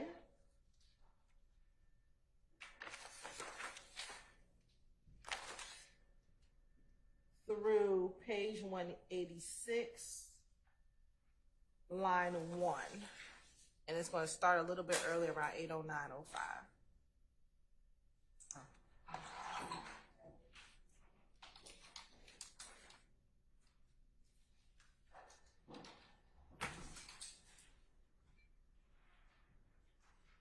Pay his bond. They said he made a Lucci, because Lucci ain't pay his bond. Why? Why Lucci ain't pay the bond? But what don't make sense, let's say, okay, word that we got, right? Somebody said that Kel was called over there to the house after he got shot up. So at Lucci Mama's house? Yes. All we heard was Lucci got Mama's house got shot up. Kel pulled up with the guns. They would come to the tree. Kel pulled up with the guns in the car. And police walked up, searched the car, found the gun, locked him up. But why, Why was he there? Who brought him there? I don't know. Huh? Lucci Mama house. Kel comes. Who brought him to Lucci Mama house? Like, how did he know he got shot up? like, do you just hang out in the driveway? I know Lucci. They probably, you know. So if that's the case, and then he got locked up, why did Lucci want to pay his bond? You know what I'm saying? If I basically Called you and said, yo, my house got shot my town. check out. And then the red Camaro Lucci got, Yeah. the same car that ran around, they shot my girl Mama's house up. They Lucci car. Yeah. You know what I'm saying? But I ain't get it. Like, you know what I'm saying? They got my name on so much stuff. Like, people that come and tell us, they tell us a little bit, then they start talking about it's me. You know what I'm saying? Like, my girl, she get a lot of information from her friends. She got a lot of friends, so they be around you. Lucci and them was talking in the studio, and there was a girl in there that missed one of them, and she my girlfriend. And she said that they nobody do that nothing. You know what I'm saying? They was all like Kel and K Ross, somebody. You know what I'm saying? Kel and who? K. Who's K? I sent you a picture there too then. I think I sent it to those pictures. They had Chop on in the picture. Oh, yeah. And the gym was in the car. Yeah, them two. Ross, somebody. And they supposed to came back. They was talking about the studio. You know what I'm saying? They just put my name on it. They covered it up. Make it seem like they ain't got beef in the streets, whatever. Yeah. So, and then it's like, she was like, they know we can't do it. You know what I'm saying? But they gonna keep playing on him. And she was like, K, when the nut got killed, K first one called everybody like, we killed Nut. We killed Nut. Tell the mom now what it is. He the first one started my name. And it's like, Kel went along with it. So they had Jerry Ross, like, then they did, like, Nut died, then they started. That same day? I don't know when. They like they Jerry Ross, man. And Nick's supposed to be coming back for them. You know what I'm saying? Like, Kel Ross flat, plug, flat. He robbed one of them. Like, and then, like, they would have somebody broke in that car. And gave me the phone. And the jury. But when I realized, I see. You know what I'm saying? What the hell? Think nothing shit. Right. I called Nut. Hey, man, I got your shit right here. Pull up on me. He come pull up on me. But before I gave back to him, I really text me. And he was texting Kel like, come on, bro, I introduced you to these folks, bro. You just took them out. And he was like, he sent a big paragraph. Kel just sent like, man, nigga, nigga, what up? You know what I'm saying? Like, nigga, I'm out here, nigga. You ain't doing it for me. Yeah. Yes. This part isn't in the dispute. Okay. So we stopped at 8:12:24. I don't think that was the part. Yeah. Yes, you went from 8:09 to 8:11:50. That's what you want in, right? Right. Okay, so I just went past it a little bit. But. Yeah. I was just trying to draw your attention that we didn't reach it.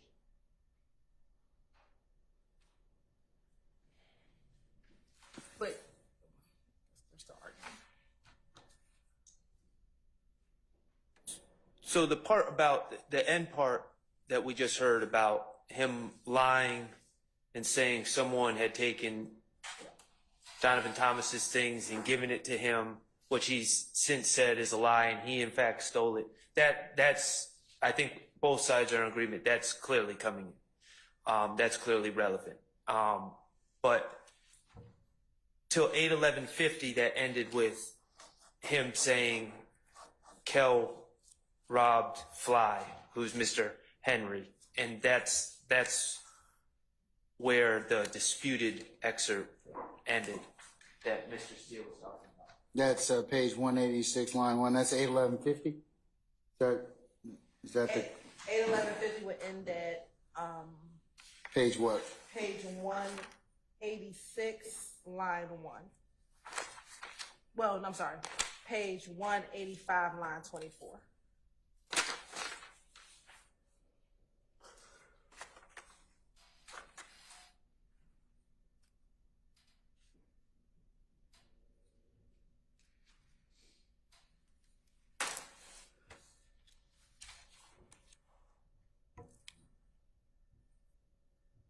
All right.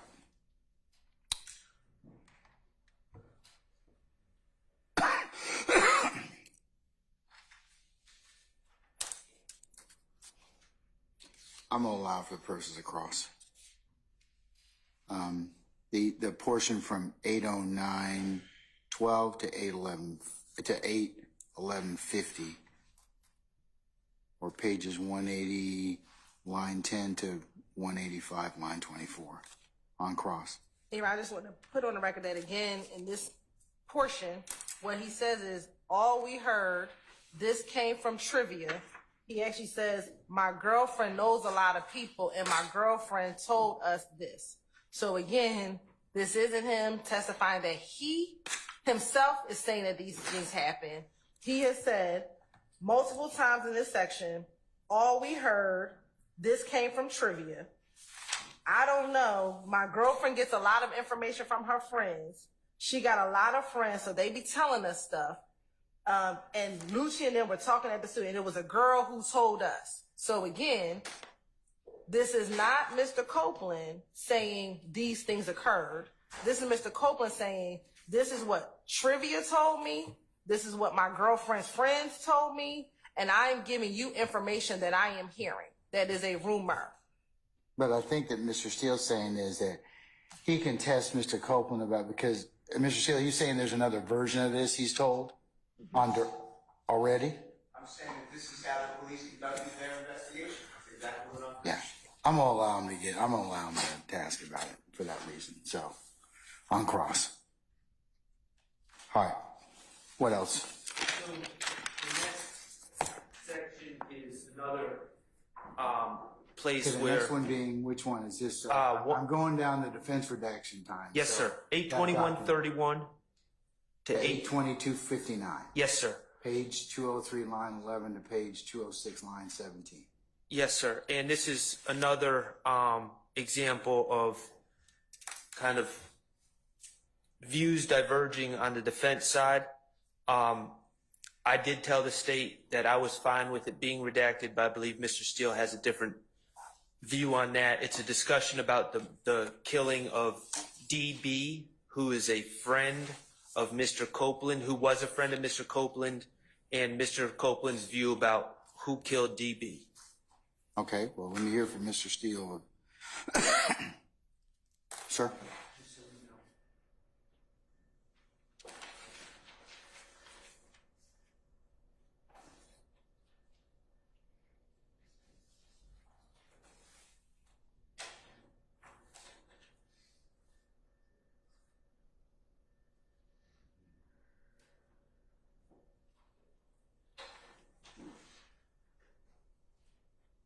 It's the same exact issue. It's Mr. Copeland is falsely accusing, based upon our investigation, a gentleman named Fred and Little Haiti Gang of killing another person.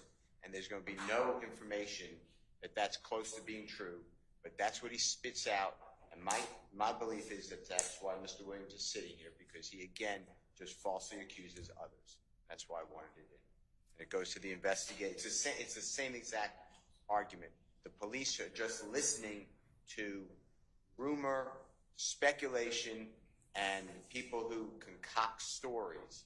And that's what I want to bring out in the courtroom through Mr. Copeland.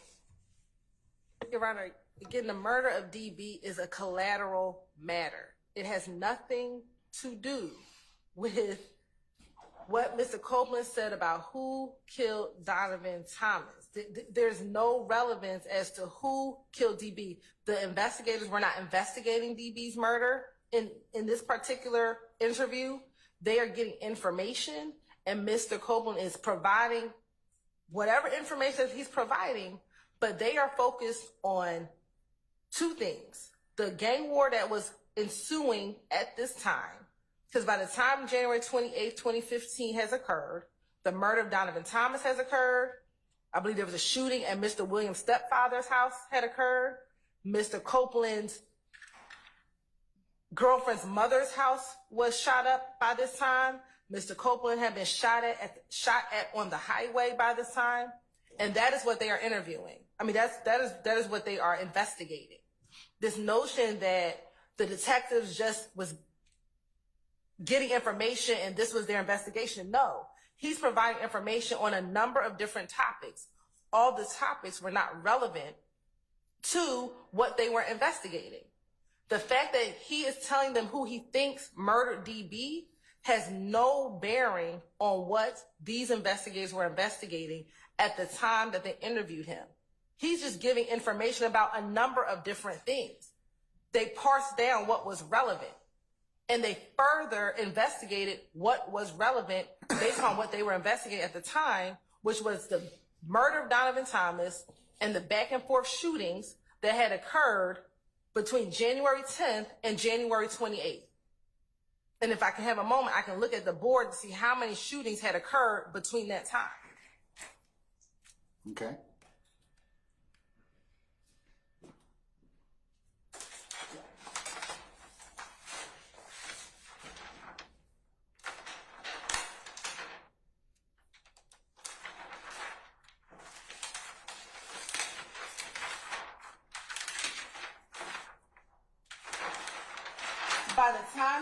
Can you hear me, Ms. Weaver?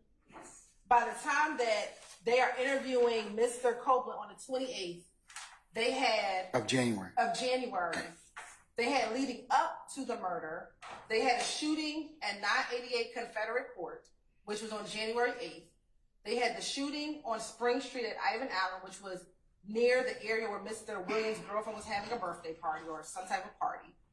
They had the murder of Donovan Thomas on January 10th. They had the shooting that night, or early morning hours of January 11th at 88 Venera Street, another shooting at 193 Hendrick Street, another shooting on January 12th at 349 Cleveland Avenue, another shooting on Ruby Harper Place.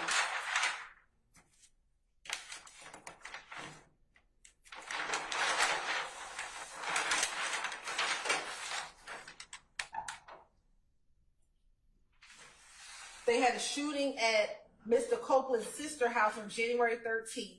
They had another shooting on January 13th. I believe that's the address on Ruby Harper, which was Mr. Williams' stepfather's house. On January 22nd, they had a shooting at Mr. Rayshawn Bennett's mother's home. Then they had another shooting on January 26th where Mr. Copeland and I believe Mr. Stillwell and Demetrius Garlington were in a car and they got shot out on the highway. Then there was another shooting back at Mr. Bennett's mother's home at that time.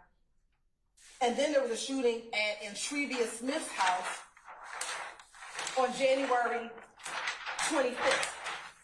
So that is what they're investigating, Your Honor. They're not investigating DB's murder. They're not investigating any of these other collateral things that Mr. Steele is trying to get into with this notion of, I want to see how they investigate cases. That's not, they were only investigating what happened between January and at this point, January 28th.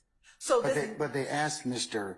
Copeland about them, and they chose to, and then whether or not he lied about them. Now, whether or not it's relevant to the issue of the killing of Donovan Thomas, that's the principal issue. But if he, I believe they're entitled to at least ask him about those things. I mean, now whether or not they can prove up anything else is another thing. It may be a collateral matter. But if he lied some in substance about what he told the police or why he told them that, I think that's fair game for them to examine. But even in this, what he's trying to get in, they asked him, who killed DB? He says, they don't know, man. They don't know. And what Dennis asks is, who do you think did it? He didn't say Fred did it. He said, I think Fred did it. That's what he says. He says, I don't know. I think Fred did it. Or he might say, you know. But he's not saying. Where's that? I'm sorry. On page 203, line 19.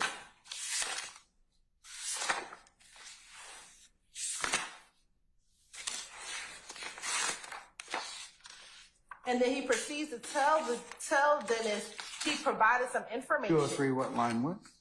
Line 19? At the bottom line, it begins at line 19. And it goes into page 204.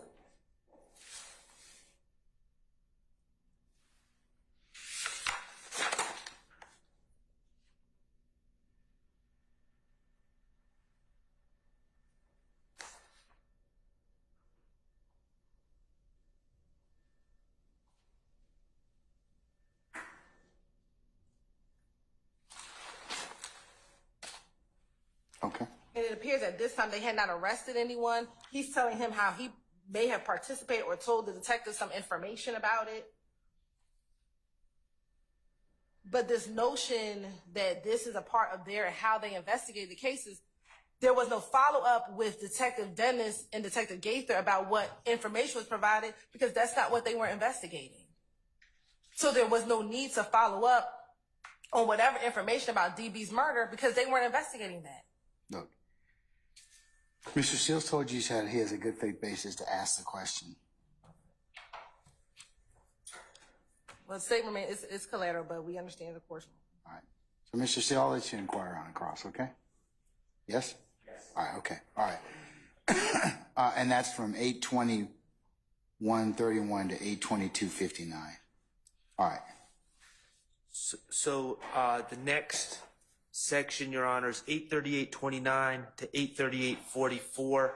It's within there. It may not take up those 15 seconds, but it's a comment about my client's criminal history. They asked Mr. Copeland how long he's known Mr. Stillwell, been hanging out with Mr. Stillwell, and and this is all information that Mr. Copeland's already provided from the stand. But Mr. Copeland says, essentially, I don't know, as long as I've been hanging out ever since Shannon got out, or something to that matter, which references my client's criminal history. So he would just ask that be redacted. Your Honor, the state has no objection. We believe the appropriate time frame is 8:30:8:36 to 8:30:8:44. Okay. Is the appropriate time frame. But can we go back to 8 because I want to be clear. Can we go back to what, madam? I'm sorry. Number 8, so I can understand. Defense counsel wanted 8:21:31 through 8:22:59 out.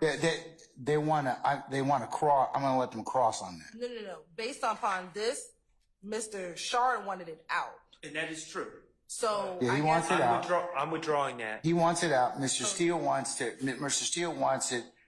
he really wants it included as part to be played, but I'm going to not require you to play it on your continued direct, but he's welcome to get into it on cross.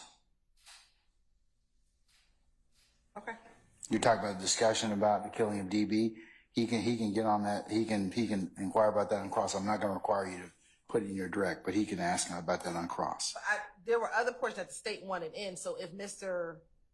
Shard is asking for that entire, if he's withdrawing his request, I just want to make sure that the portion that the state wants in is fine. So what? All right. What portion do you want? What are you trying to? From 8:21 to 8:30, 8:21:31 to 8:22:59. What are you trying to get in then, madam? We are going to play 8:21:31 through 8:21:37. And what does that cover? Where he talks about who do you hang with from the Ville. They're asking who does he hang with from Mechanicsville.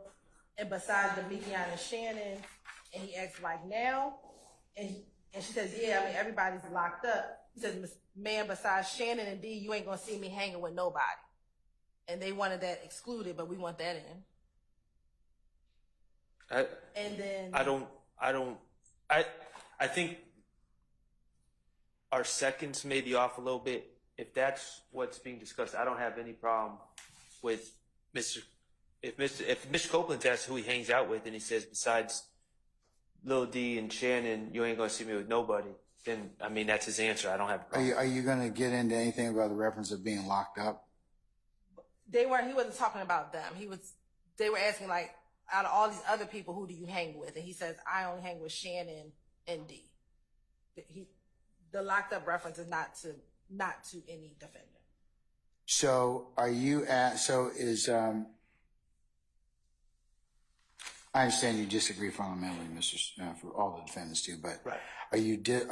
Is there any further discussion about 821.31 to 821.37? No, and I'm going off of what the state's saying. It says, if it's just who do you hang out with and he says who he hangs out with, I think that's fair. Yeah, if you're asking to get that in, unless somebody wants to be heard about that issue, I'm gonna let the state play that. But as for 821, I guess 38 through 822.59, Mr. Steele can inquire about that on cross. Okay. Well, we wanted in 822.53 through 822.59, so that's fine. Okay. Thank you, Your Honor. All right. So the next one I think is 843.15 to 8. We skipped one. The 838, is it 36 or is it 29? I believe the correct timestamp is 8:38:36 to 8:38:44. But it's the reference to Shannon To being incarcerated. Mr. Stillwell's criminal history? Yes, sir. So that we're going to exclude that, right? Yes. Okay, all right, that's excluded. Okay, the next time period we got to discuss is what? 843.15 to 844.01. 843.15 to 844.01. And The state doesn't have any disputes to that. So that can be, so that excluded? Yes, but we want to be clear. The state will stop playing after. I think the question is, where is Duke?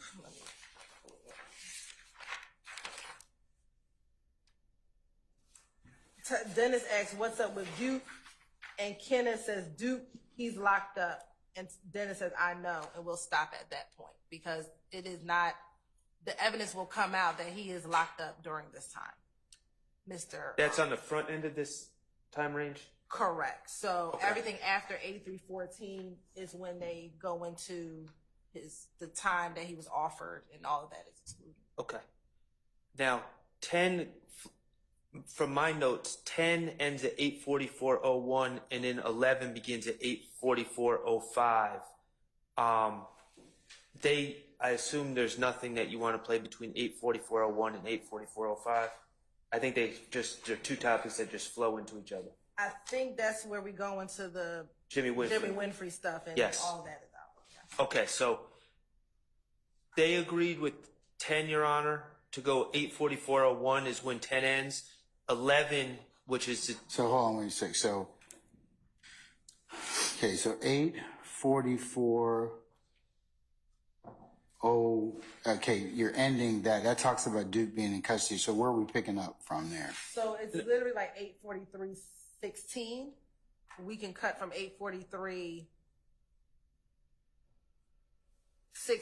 all the way to 847:37. no. That's not what I see. So there's two different discussions. There's a discussion about the theater shooting that goes 843.15 to 844.01. I believe it flows seamlessly into the discussion about sexual proclivities. Okay, and we've agreed to cut out the Jimmy Winfrey portion of that. Okay. So I just want to make sure that I'm clear with what you all are asking. Is the 843.15 to 844.01 the Duke in custody you all excluded?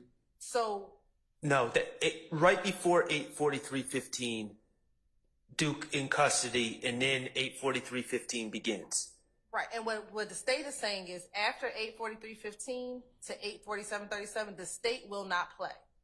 Now, if the defense, based on the court's ruling, wants to get into what we talked, this is what covers Jimmy Winfrey, sexual proclivities, Birdman, sexual proclivities. We're not getting into We're that. not getting any of that. So And it gets into the marketing strategy for Mr. Williams. If they choose to get into that, they can, but we will not be playing. Okay, so you won't be playing anything from 8:43:50 after Duke in custody to what time? 8:47:37. 8:47:37. But the state is aware that we're going to attempt, we're going to discuss 8:45:12 to 8:47:34, which goes into the Marketing strategy. and wearing a dress. Wearing whatever clothing. Okay. All right. That's fine.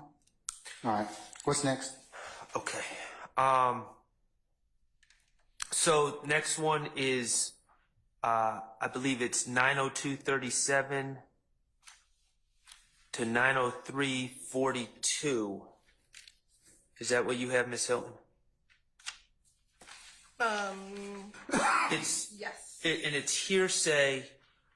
Kenneth Copeland says that he has heard, or people are saying, that Donovan Thomas in his dying breath was saying, Thug did this to me, or something to that effect. People that were actually at the scene for Donovan Thomas's last breath have said that that was not said. Sammy Davis took the stand and talked about what had happened there, and that's just street rumor being put out there by Kenneth Copeland. So I don't know what the state stance is. So, Your Honor, let me put some things in context. So when Mr. Copeland is talking about this particular portion, he's actually trying to say, I don't think that all this was said, because he talks about what happened when DB died and how much time it took for him to get to the hospital. So what he actually says is, now how do you know he got shot 4 times in the chest? You know what else they said? They said that they were holding Nut, and Nut said, I ain't gonna make it, bro. Well, that came out in evidence, because I believe that is what one of the barbershop witnesses said, that he did hear him say, I ain't gonna make it, bro. Now, the part that the state will redact, because that has not come into evidence, is that Copeland says they said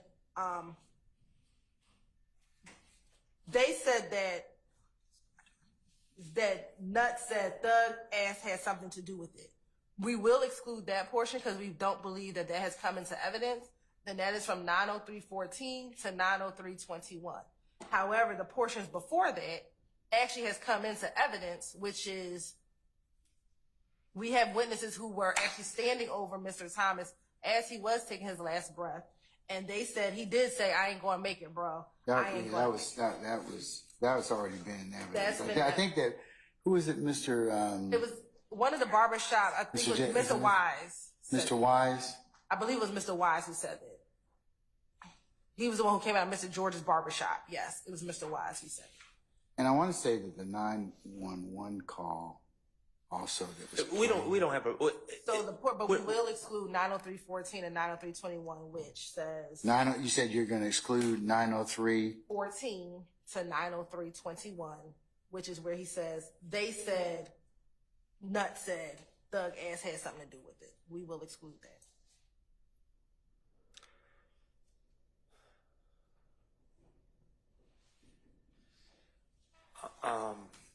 So I'll exclude.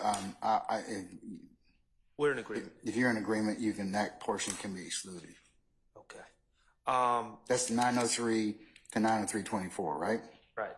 Okay. 21. Did we cover already the 902:37 to 903:42? I think the timestamps might be off. I believe that the portion that What does that Vince pertain wanted to to? get out was the Thug did it part.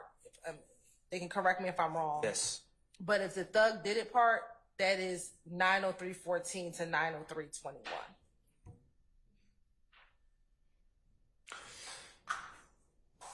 All right, so y'all going to exclude that? Yes. Okay. All right. Okay, what's next, Mr. Sharp? 9:10:33 to 9:11:33, which was the discussion about the Waffle House and the fight with the quote unquote drag queens, Okay, all right. and which I think we've already dealt with, correct? Yes, All that's right, out. so that's coming out. 916.14 to 917, I believe it's 11. There's discussion about Shannon, about rumors that someone thought that Shannon had set them up, Mr. Stillwell had set them up. It's not in dispute. We won't. Okay. So it was just So bad character. 916.14 to 917, that's excluded. Do you agree Okay. with that, the timing that I'm giving at that? We might just need to look at it, but I think a part of it is about this whole car and Miss Mary. Right. Oh, and We can just get the timestamps together, but it's included in that is they're asking about a lady named Mary, I think, that rents cars, and they were saying how she gave one to Shannon and the police got it. I think it's 91627 where it says, I doubt if Shannon does because Shannon got caught in something before he was locked up. I believe that's at 91627, but we can. Okay, but there's also the discussion about him allegedly setting up someone for a robbery. Correct. Okay, It was always like so I'm 916. my objection is to all that, just so we're clear. So I think that the state's going to exclude that. Okay. Is that correct, Ms. Hilton? Yes, I believe it goes up to 91720. The next part we will pick up on is the types of car that Shannon has, or Shannon's girlfriend has a red car and Monty had a Pontiac. That's Okay. where we'll pick up at. And number 19 kind of piggybacks on that. And now this is the same person who heard target on their heads when it was turbans on their heads. So I may have heard this wrong, but to me it sounds like on It's turbans. That we right. No, that was a different tape, but I'm just saying sometimes my hearing isn't the best. But in this particular tape, I hear them talking about Shannon's girlfriend at Which section are you talking about now? it's 24340. Well, it's 91727 through 9 what? 91727 through 91756. Oh, yeah, right. I'm sorry. I'm going by my things. Page And what's the page reference, madam? 291, line 24 through page 293, line 14. And they're talking about my client's one of his friends at the time. I think her name was Nikwa or Neek, and they're saying Kenneth Copeland says, yeah, she's the one that steals clothes, is what I hear. I don't hear that at all. I don't think she says anything about stealing clothes. What I believe she is talking about is they asked him what type of car what kind of cars do individuals have? He says, I know Shannon girl got a red car. Monte got a Pontiac. They asked him what color is the Pontiac. Kenneth says a gray one. Can I hear it? Sure. And just to be clear, I don't have any objection to the cars. Yeah, part. I don't think he says anything about clothes, but we can just play this section. All right.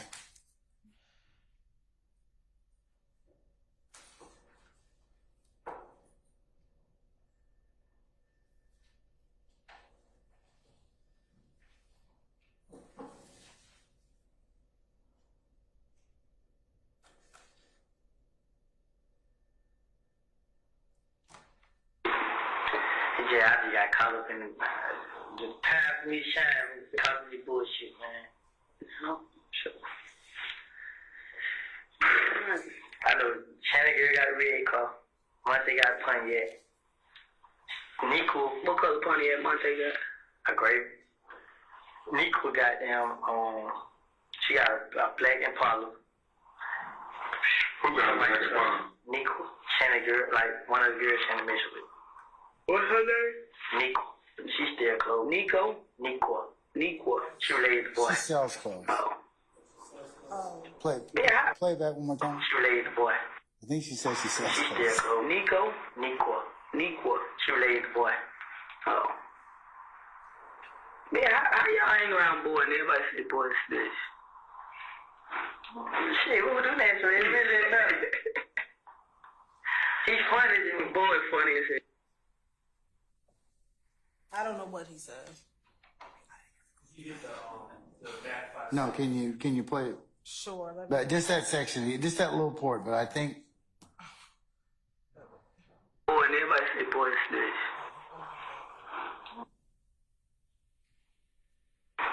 Oh, y'all funny to me. Y'all too old for this shit. Yeah, I just got caught up in the time for me to shine, caught up in the bullshit, man. You know? So. I know Shannon girl got a red car. Monte got a Pontiac. Nico, what color Pontiac Monte got? A gray. Nico goddamn, she got a black Impala. Who got a black Impala? Nico, Shannon girl, like one of the girls Shannon messed with. What's her name? Nico. She still close. Nico? Nico. She related to boy. Oh. oh, Man, how y'all hang around boy and everybody say boys? so we can cut out that part. okay. I gotta see what the timestamp is, but we can cut out that sentence. All right.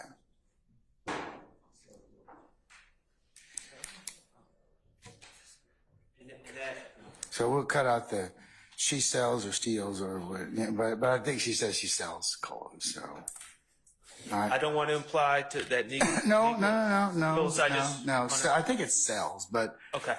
do you hear, Chris? It's Okay. I think it sounds like sells, but yeah. All right. and that's all I have Okay. All right.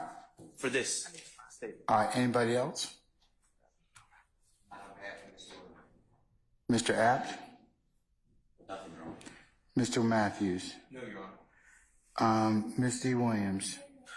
Mr. Garner? All right.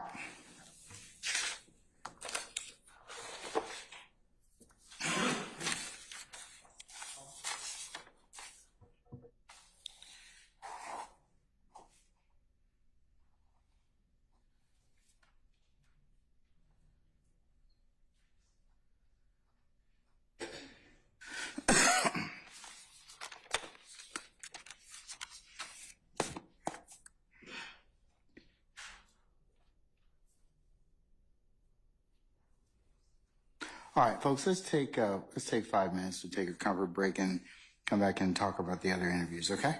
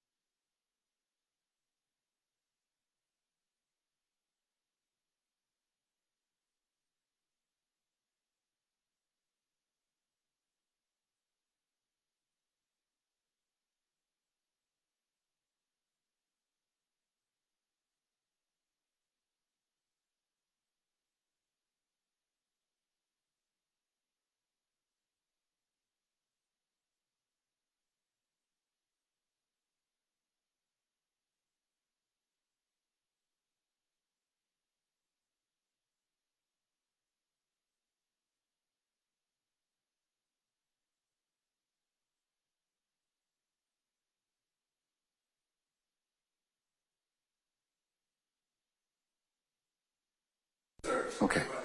All right.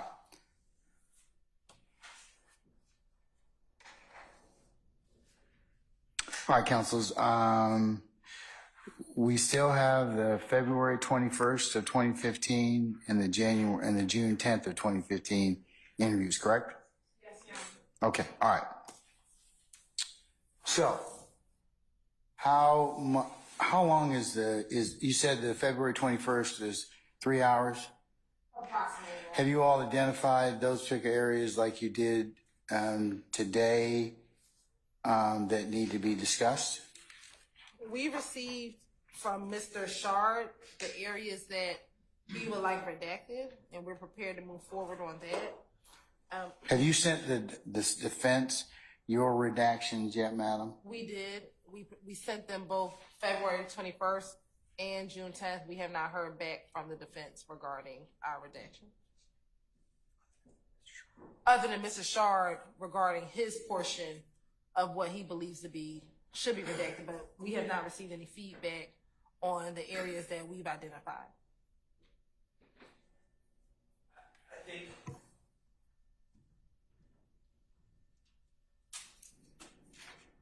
I believe that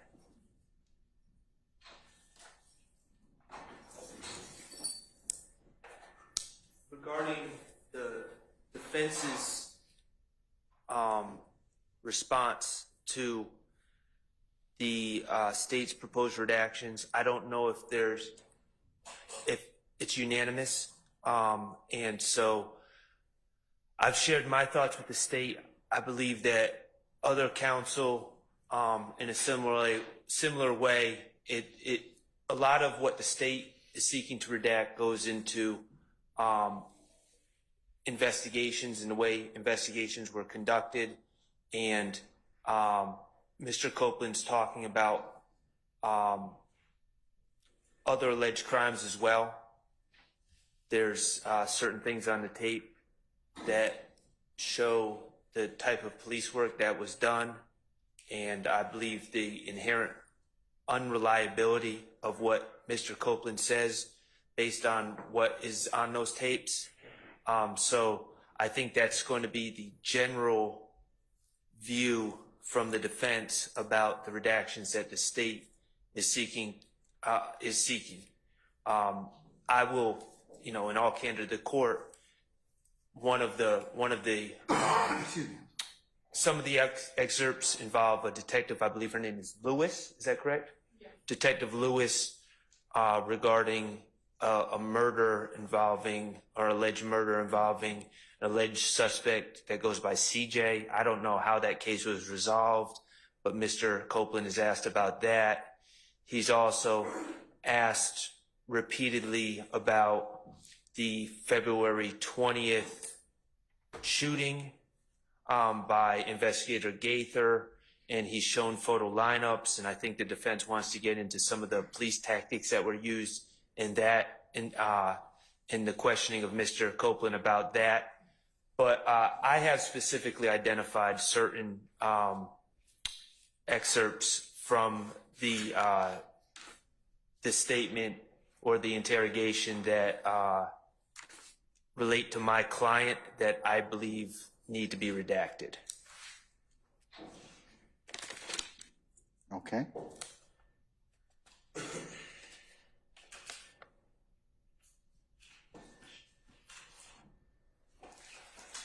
Mr. Steele, are you similarly, or Mr. Adams, are you similarly situated? I'm going to ask each counsel that. We elaborated and sharp, sent all of our information to the state. Okay.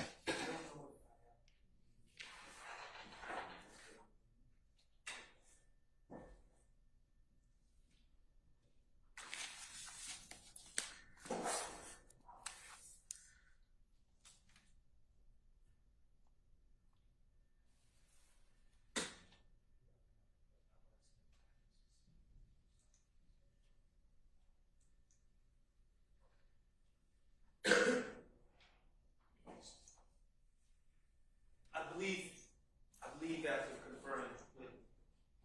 after conferring with Mr. Steele Bless you. that his redactions is inclusive, unless someone else speaks up, of the proposed redactions for all the defense members. Mr. App, do you have any other redactions? Mr. Matthews? Ms. D. Williams? Mr. Garner? All right. Okay. I tell you what, we'll just tomorrow morning, if you could be here for 8:30, we'll work a few hours, probably cut the day at 11, be somewhere around 11 is what I'm thinking about. And we'll just get done as much as we can in regards to the February 28th redactions. 21st. I'm sorry, you're correct. February 21st. I also will discuss with you a couple of things for scheduling for next week to see whether or not we need to bring in our jurors at all, or whether or not we need to release them, because we still have a little bit more work to do. And it is my intent tomorrow to talk with you all about Ms. Weaver is about finished with the June 10th transcript, ex parte transcript, and we'll need to talk about that. Okay. All right. So just general, we'll just talk about that. I need to kind of set some parameters and set some time. So we're just going to continue to work through as much as we can. We'll probably have a day and a half worth of work, but I just need to figure out whether or not to call in our jurors or not. More than likely, I probably will not, but we'll pin down that stuff tomorrow so they can be notified.